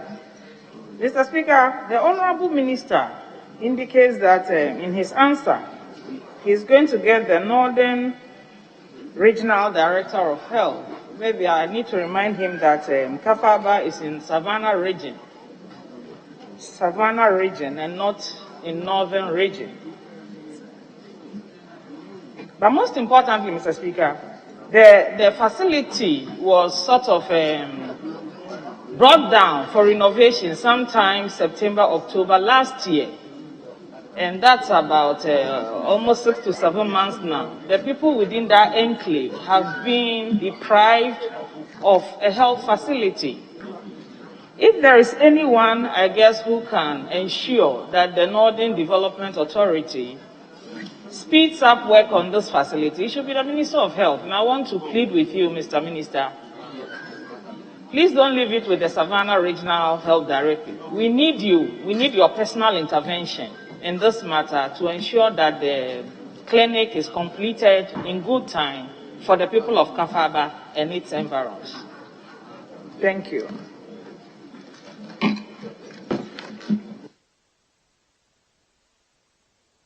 Mr. Speaker, I think I will take counsel from my colleague. The actual problem is that the Northern Development Authority has its own resources, and they are doing these things. That is why I said that I will engage the Regional Director for Health Services to engage the Regional Minister who supervises the authority's projects. But with your plea, I will see how best I can get closer to see how we can get it done. And thank you for the correction, for bringing me from the north to Savannah region. Thank you very much, Mr. Speaker. Yes. Are you done? To proceed to the next one. Very well. The next question, 288. In the name of the Honourable Member for Salaga South. You may proceed. Thank you, Mr. Speaker. Mr. Speaker, I rise to ask the Minister for Health the status of the 60-bed Salaga Eurojet Hospital project and when it will be completed. Thank you, Mr. Speaker. Yes, Honourable Minister. Thank you, Mr. Speaker. Mr. Speaker, with your indulgence, I want to make a little correction. The first line on that question, answer, the 8-number hospitals. It was put there as I had said earlier, but because I had to delete the top one there on time, the as I said earlier should be cancelled, colleagues. Now I will proceed to answer the question. The project forms part of the 8-number hospitals be undertaken by Eulogies.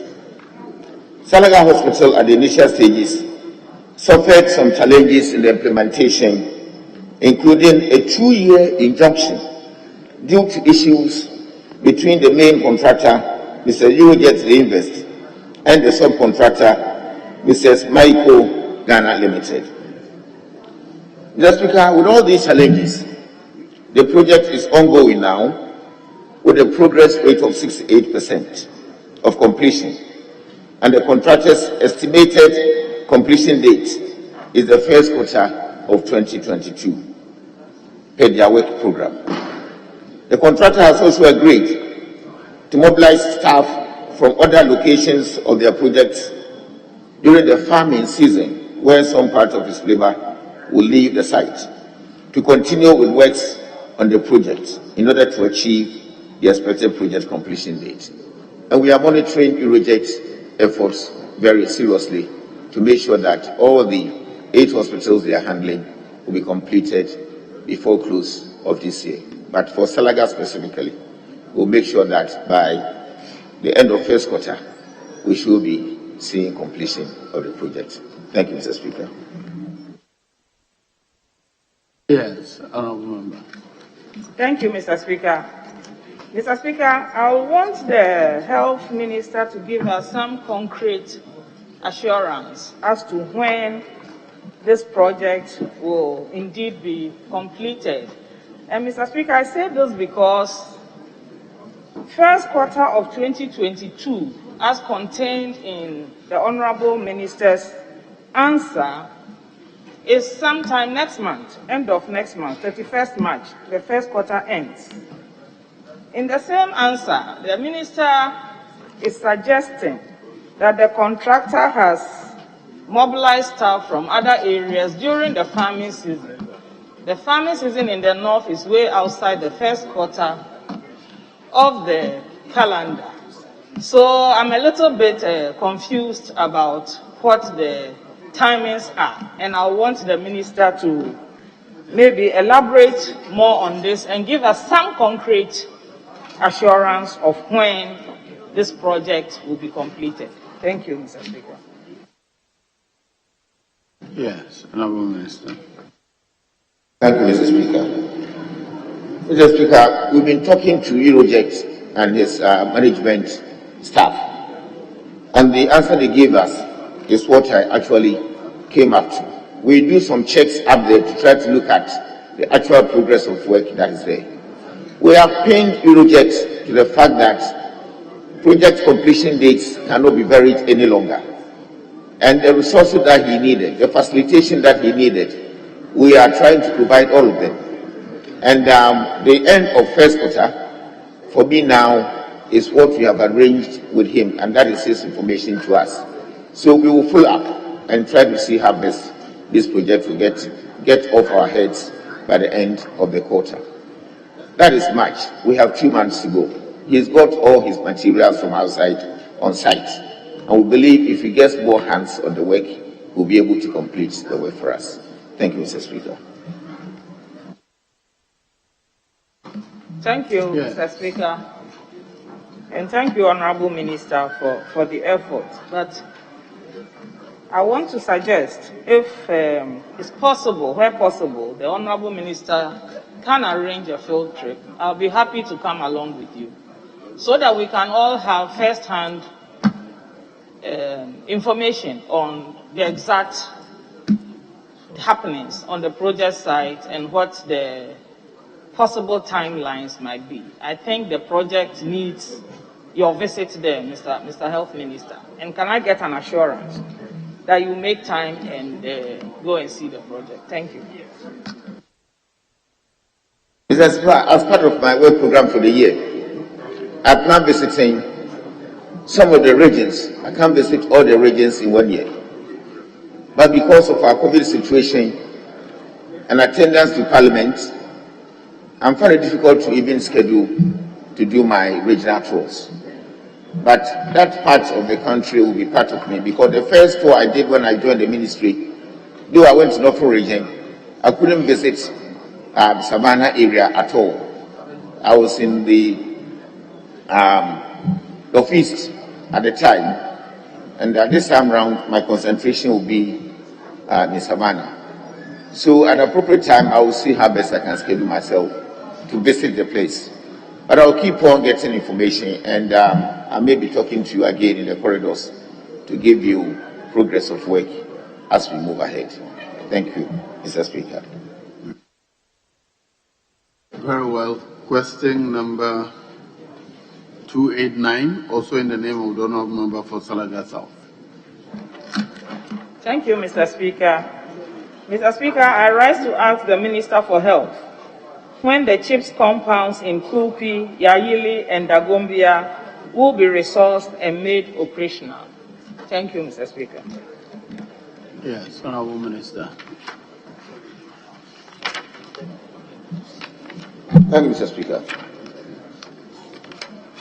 Mr. Speaker, information gathered indicates that the Kulpi and Yayele CHIPS compounds were awarded and constructed in 2014 by the East Gonja Municipal Assembly. Subsequently, the Kulpi facility is being operationalized, but that place is still not very well equipped, whereas the Yayele is not operationalized at all, since the structure has deteriorated and requires serious renovation. The Dagombia CHIPS compound was constructed by Village Connect, which is a non-governmental organization from the Netherlands, in the year 2020. It is still waiting for furniture before operationalization, and that is strictly an NGO project. Thank you, Mr. Speaker. Yes, Honourable. Thank you, Mr. Speaker.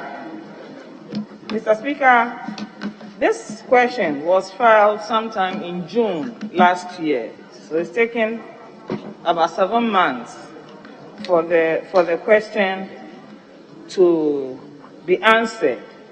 Within that period, we took it upon ourselves to renovate the Yayili chip compound and make it operational for use. But the Dagombia chip compound, as the Honorable Minister has indicated, has also started giving way. It's been locked up for almost 2 years now. And the last time I visited Dagombia, it started developing cracks and other defects. So I want to appeal to the minister to sort of get the regional and municipal health directorates to pay some attention to these facilities. Because once they are constructed and left unused, we spend money that could otherwise have been used to furnish them, to rehabilitate the buildings. We are done with Yayili, we are still looking for furniture. So, Mr. Minister, please let's pay attention. We have too many of them scattered around the constituency, built and left unused. I think there must be a policy to ensure that when we spend government money to put up structures, the structures are used for the purpose for which they are put up. Thank you, Mr. Speaker.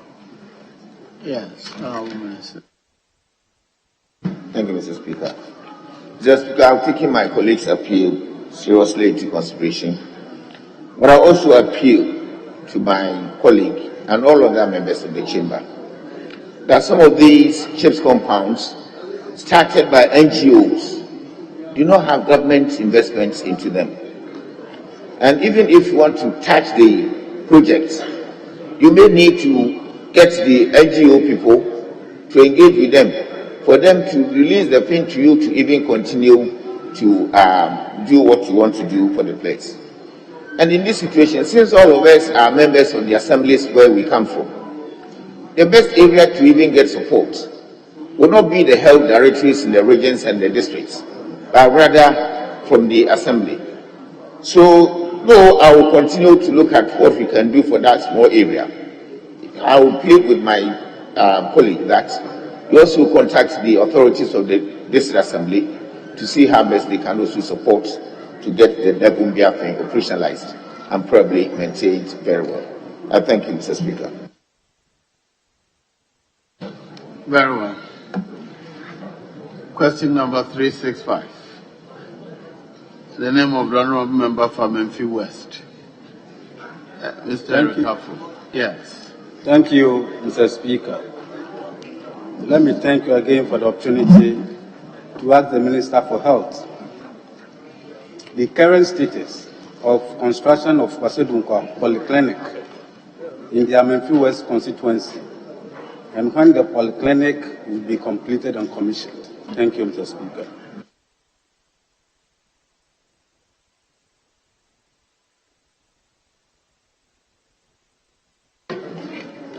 Thank you, Mr. Speaker.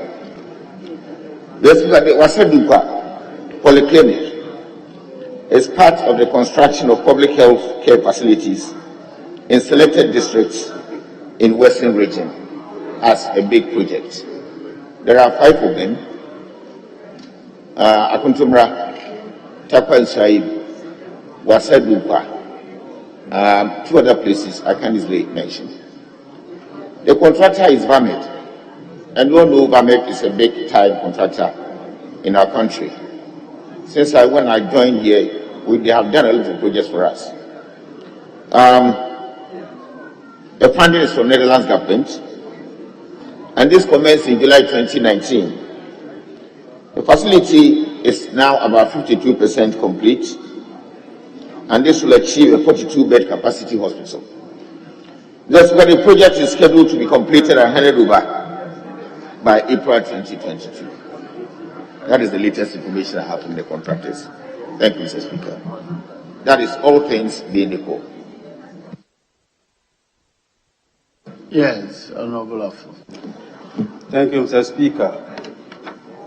I would like to remind the Minister that this project under consideration is a turnkey project.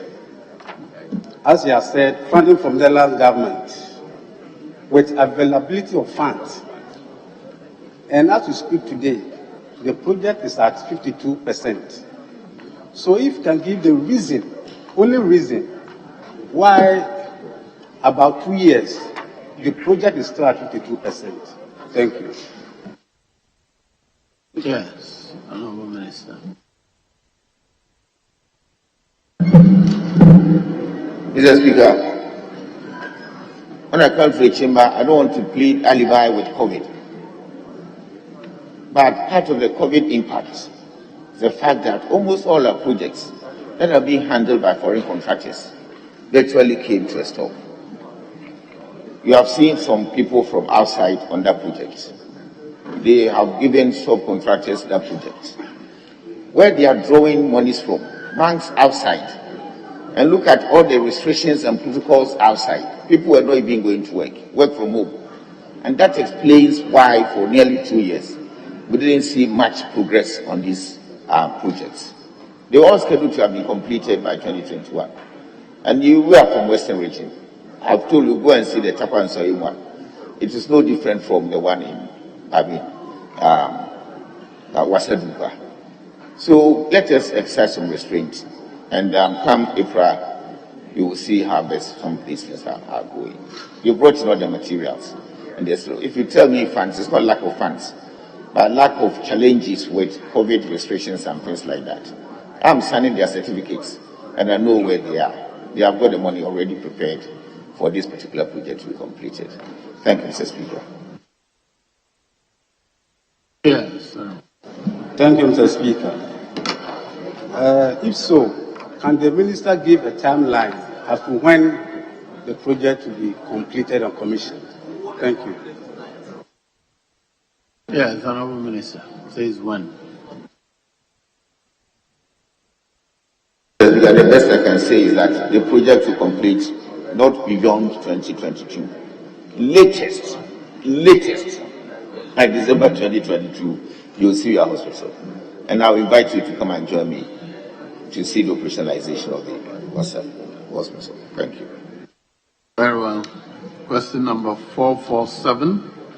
The name of the honorable member for German South, William Okofo-Date. I'm very sorry. The other people has got something on page 15. Again, that is supposed to be some part of an answer to another question. That should be deleted because that question was not listed. Thank you, Mr. Speaker. Sorry, I didn't understand you. Page 15. Page the last paragraph. Kekele Hospital. Yes. It's supposed to be part of the answer to not listed for today. Very well. Thank you. Yes, honorable member for German South, you may ask your question. Mr. Speaker, thank you for the opportunity.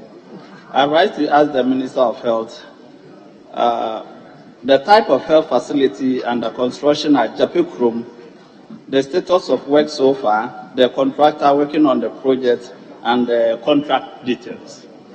I'll be happy if the Minister can give us this information. Thank you. Yes, Honorable Minister.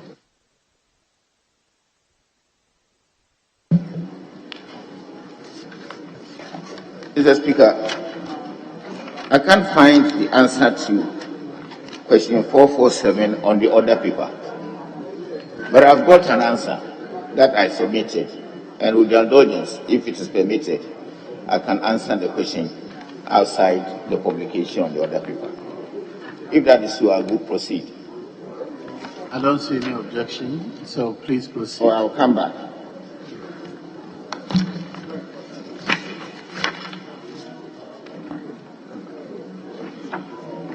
Proceed. Thank you, Mr. Speaker.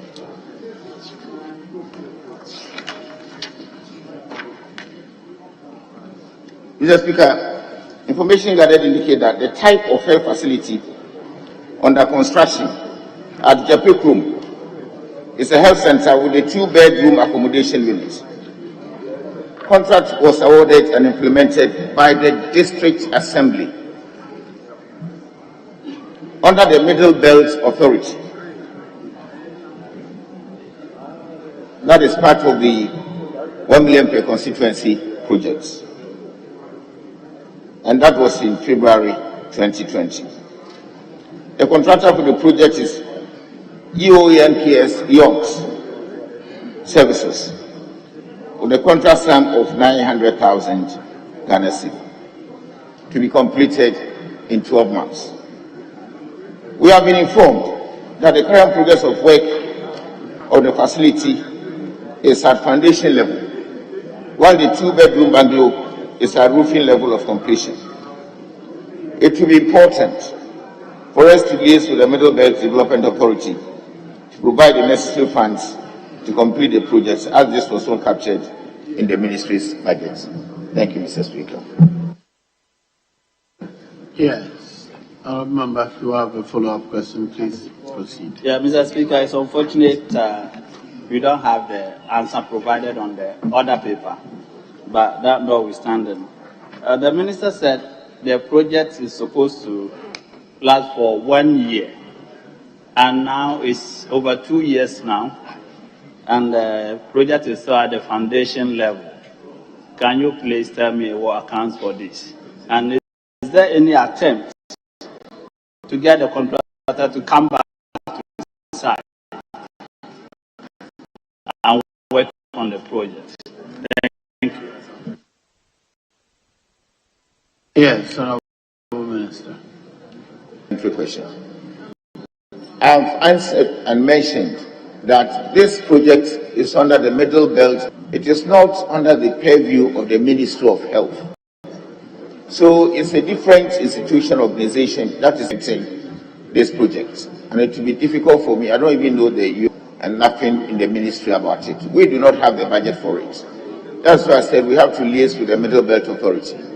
And since my colleague is closer to the Middle Belt Authority too, you can also help me get stuff in done.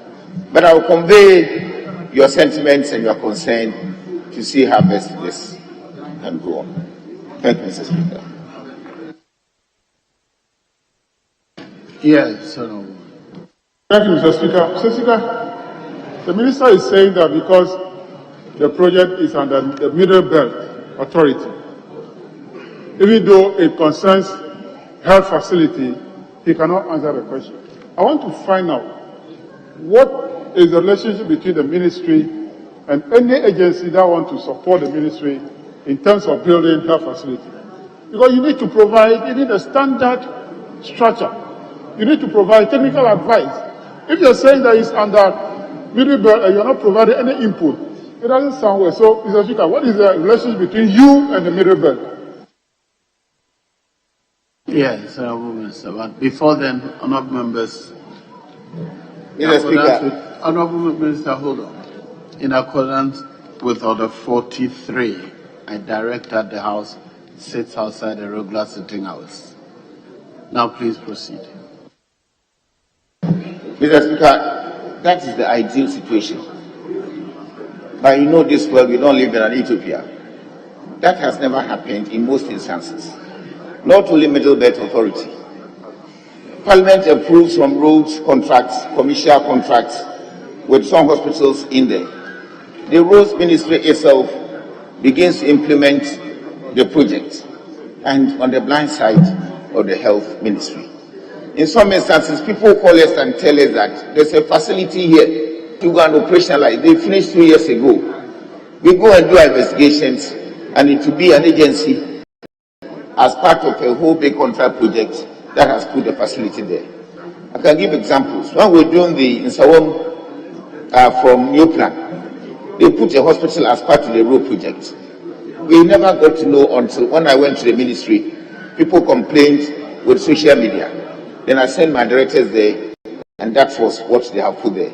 The design didn't conform with the normal facility designs, and we have to go and do something to try to cool down tensions in the community. And so some of these projects, they wouldn't tell us before we already have started. Some of the assemblies, they did start the projects. NGOs will start the projects. But when they come to our notice, we move around to try to see what is there and try to correct what might have gone wrong. Thank you, Mr. Speaker. Thank you, Mr. Speaker. Mr. Speaker, so, Honorable Minister, knowing these facts or knowing this detail, what are you doing as a minister to ensure that the ideal situation works? The ideal situation that you explained work. You cannot sit down and say, this is a situation, so I'm helpless. You must correct the system. What are you doing about it? When a community decides to put up a clinic, sometimes if you the MP, if they don't like you that much, they won't tell you anything. It is when they are stuck midway, they need money. That's when they come to you.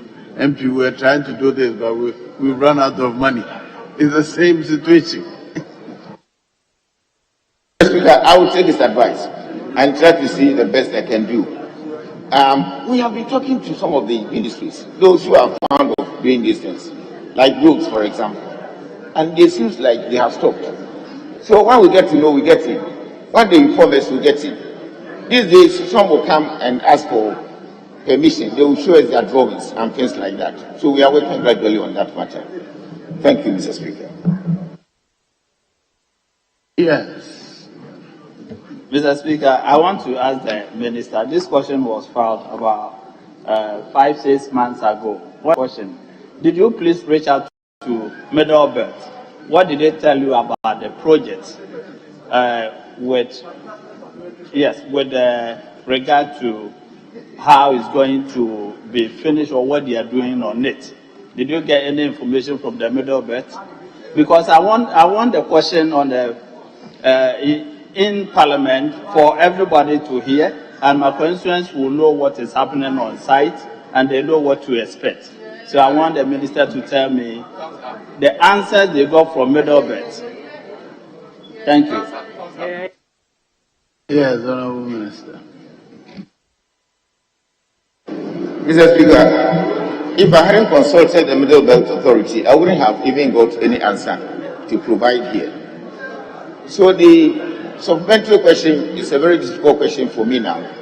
But I will take his advice and try to see if I can go back and consult them to try to give you definite answers. I will talk to you in the corridors of the chamber when I get some more information on the project. Honourable Minister, if the Middlebelt Authority is implementing a hospital, does it become your responsibility until they are finished? Not until they finish and maybe hand it over to us. It is not my responsibility.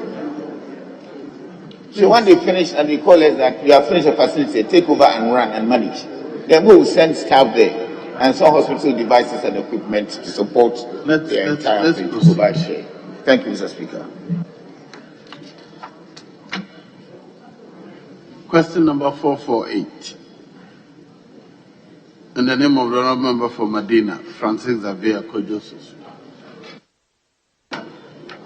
Thank you very much, Honourable Speaker. Honourable Speaker, before the question, I have a preliminary remark on page 15. There was an earlier question on Kekele Hospital. I've realized that an answer or part answer has been provided on page 15 on Kekele Hospital, even though it's not a substantive. The answer will be given by the Minister. So you ask your question. No, any issues to come up? Mr. Speaker, actually, that question is not part of today's question. He has already stated so. Oh, there's very some well. answer there does not belong there. Very well, Honourable Speaker. Mr. Speaker, I rise to ask the Minister for Health the steps being taken by the Ministry to address the safety and security concerns of Pantai Hospital staff, which is the basis of series of strike actions on account of allegations of encroachment of the Pantai Hospital land. Yes, Honourable Minister. Thank you, Mr. Speaker. But currently, the Minister of Health has taken all necessary steps to construct a fence wall around the perimeters of the facility to enhance the safety of personnel in the hospital. In addition to a 24-hour security, a 24-hour security has been provided for the management, staff and patients in and around the hospital environment. And my colleague, I think, is aware of this because at one stage I was consulting him. Mr. Speaker, the Lankwantana Medina Municipal Assembly has also initiated a court process for a restraining order to stop private developers from further constructions on the hospital's property. Again, the Ministry of Health, assisted by the Assembly, will ensure that structures without the Assembly's permit on the land are duly demolished, and we are working towards that.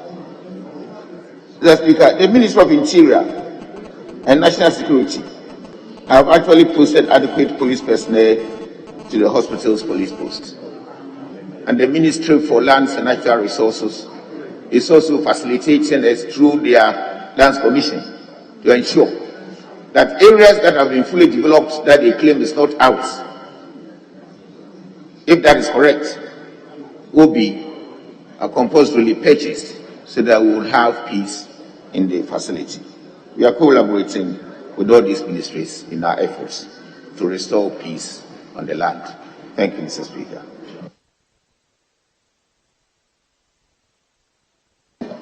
Mr. Speaker, I have one supplementary question. Do you have any benchmarks or timelines for some of these steps being taken by the ministry?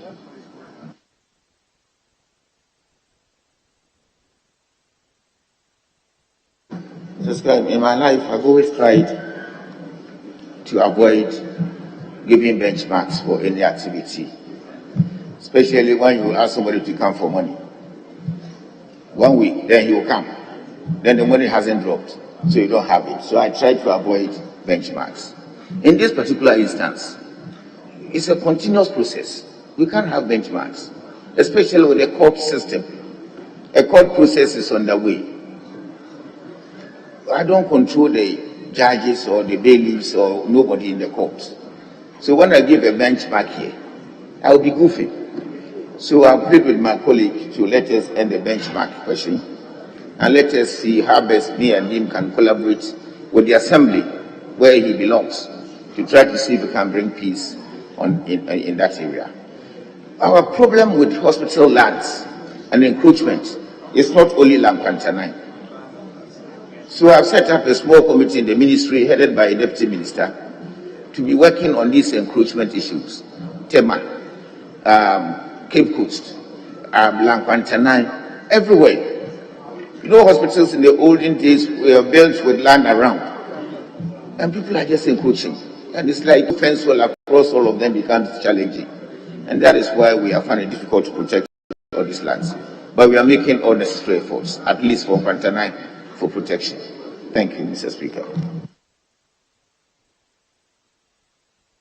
Yes, are you done? Very well. Any questions from the leadership? All right. Honorable Minister, we thank you for attending upon the House to answer questions. You are now discharged. Yes. Mr. Speaker, at the commencement of public business, 7, presentation of papers. So 7's B, BII and III.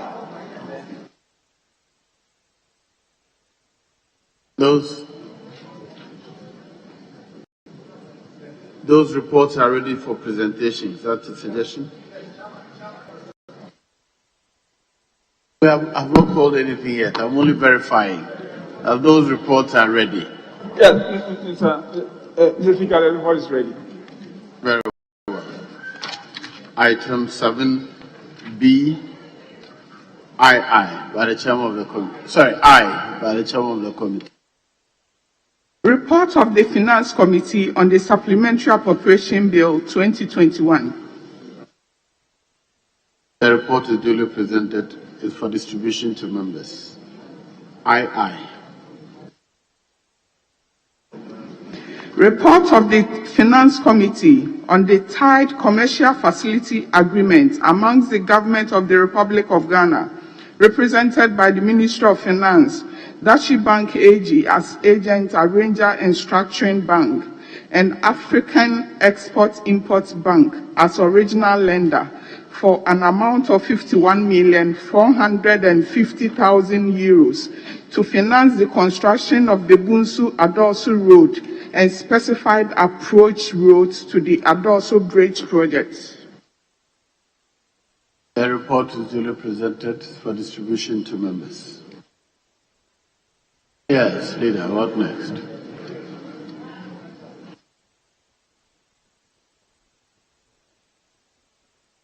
Mr. Speaker, still on item 7B, III. Very well. By the chairman of the committee, III.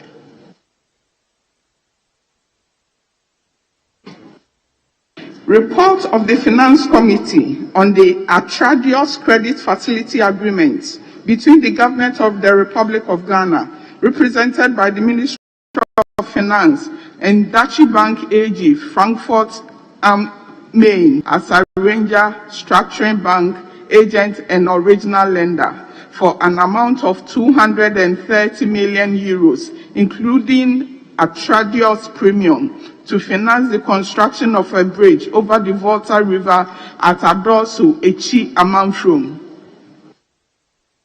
A report is duly presented for distribution to members. Mr. Speaker, still on number 7, now 7C, I and II. By the chairman of the Committee on Roads and Transport, CI. Report of the Committee on Roads and Transport on the commercial contract agreement between the Government of the Republic of Ghana, acting through the Ministry of Roads and Highways, and represented by the Ghana Highway Authority, and Contractor Construction UK Limited for an amount of 150 million euros for the construction of the Bunsu-Adosu Road and specified approach roads to the Adosu Bridge project, 104 kilometers, comprising Takra Wenchi Echi Amanfrom Road, 22 kilometers, Adosu Kwewutafu Road, 20 kilometers, Kwewutafu Miasu Road, 29 kilometers, Miasu Begro Road, 26 kilometers, and Begro Obuohu Road, 7 kilometers. The report is duly presented for distribution to members. II.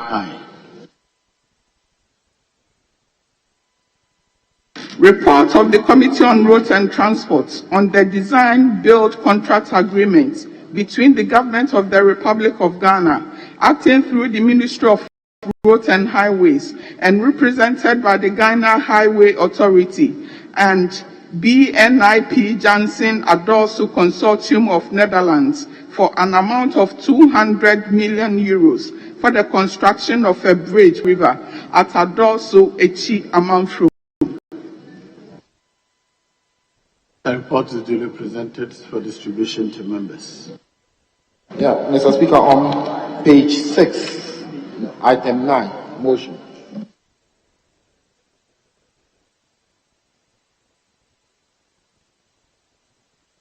Yes, Honorable Minority Bench. So, Speaker, I think the debate was concluded and question to be put. Your question to be put. But if we have the numbers, we can put a question. Or if we don't have the numbers, then we can defer it.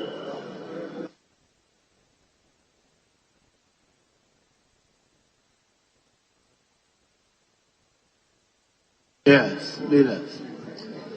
The question is to be put. Are you ready?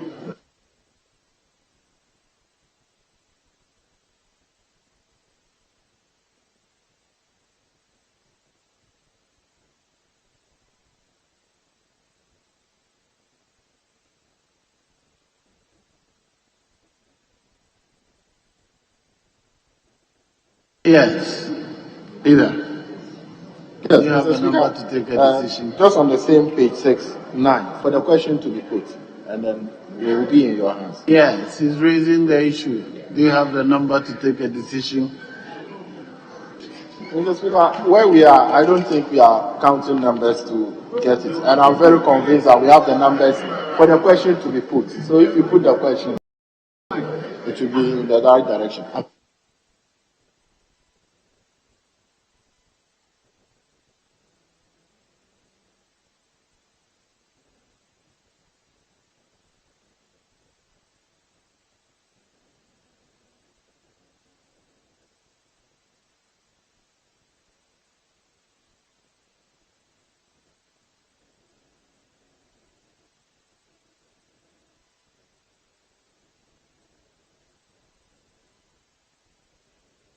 Yes, leaders, I'm looking at you. Okay, Mr. Speaker, I think we are in your hands for adjournment. A lot has been done. I can see that others are holding standing orders, but this is not e-levy. You know, it's not e-levy. It is a question that's supposed to be put. Debate has been concluded. It's just a question to be put. So certain times we need to be able to be considerate on some of these issues. You know, you are holding your standing orders. Mr. Speaker, we are in your hands for adjournment.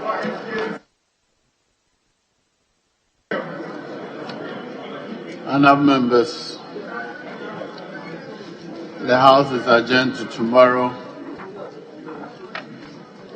Wednesday, at 10 o'clock in the phone.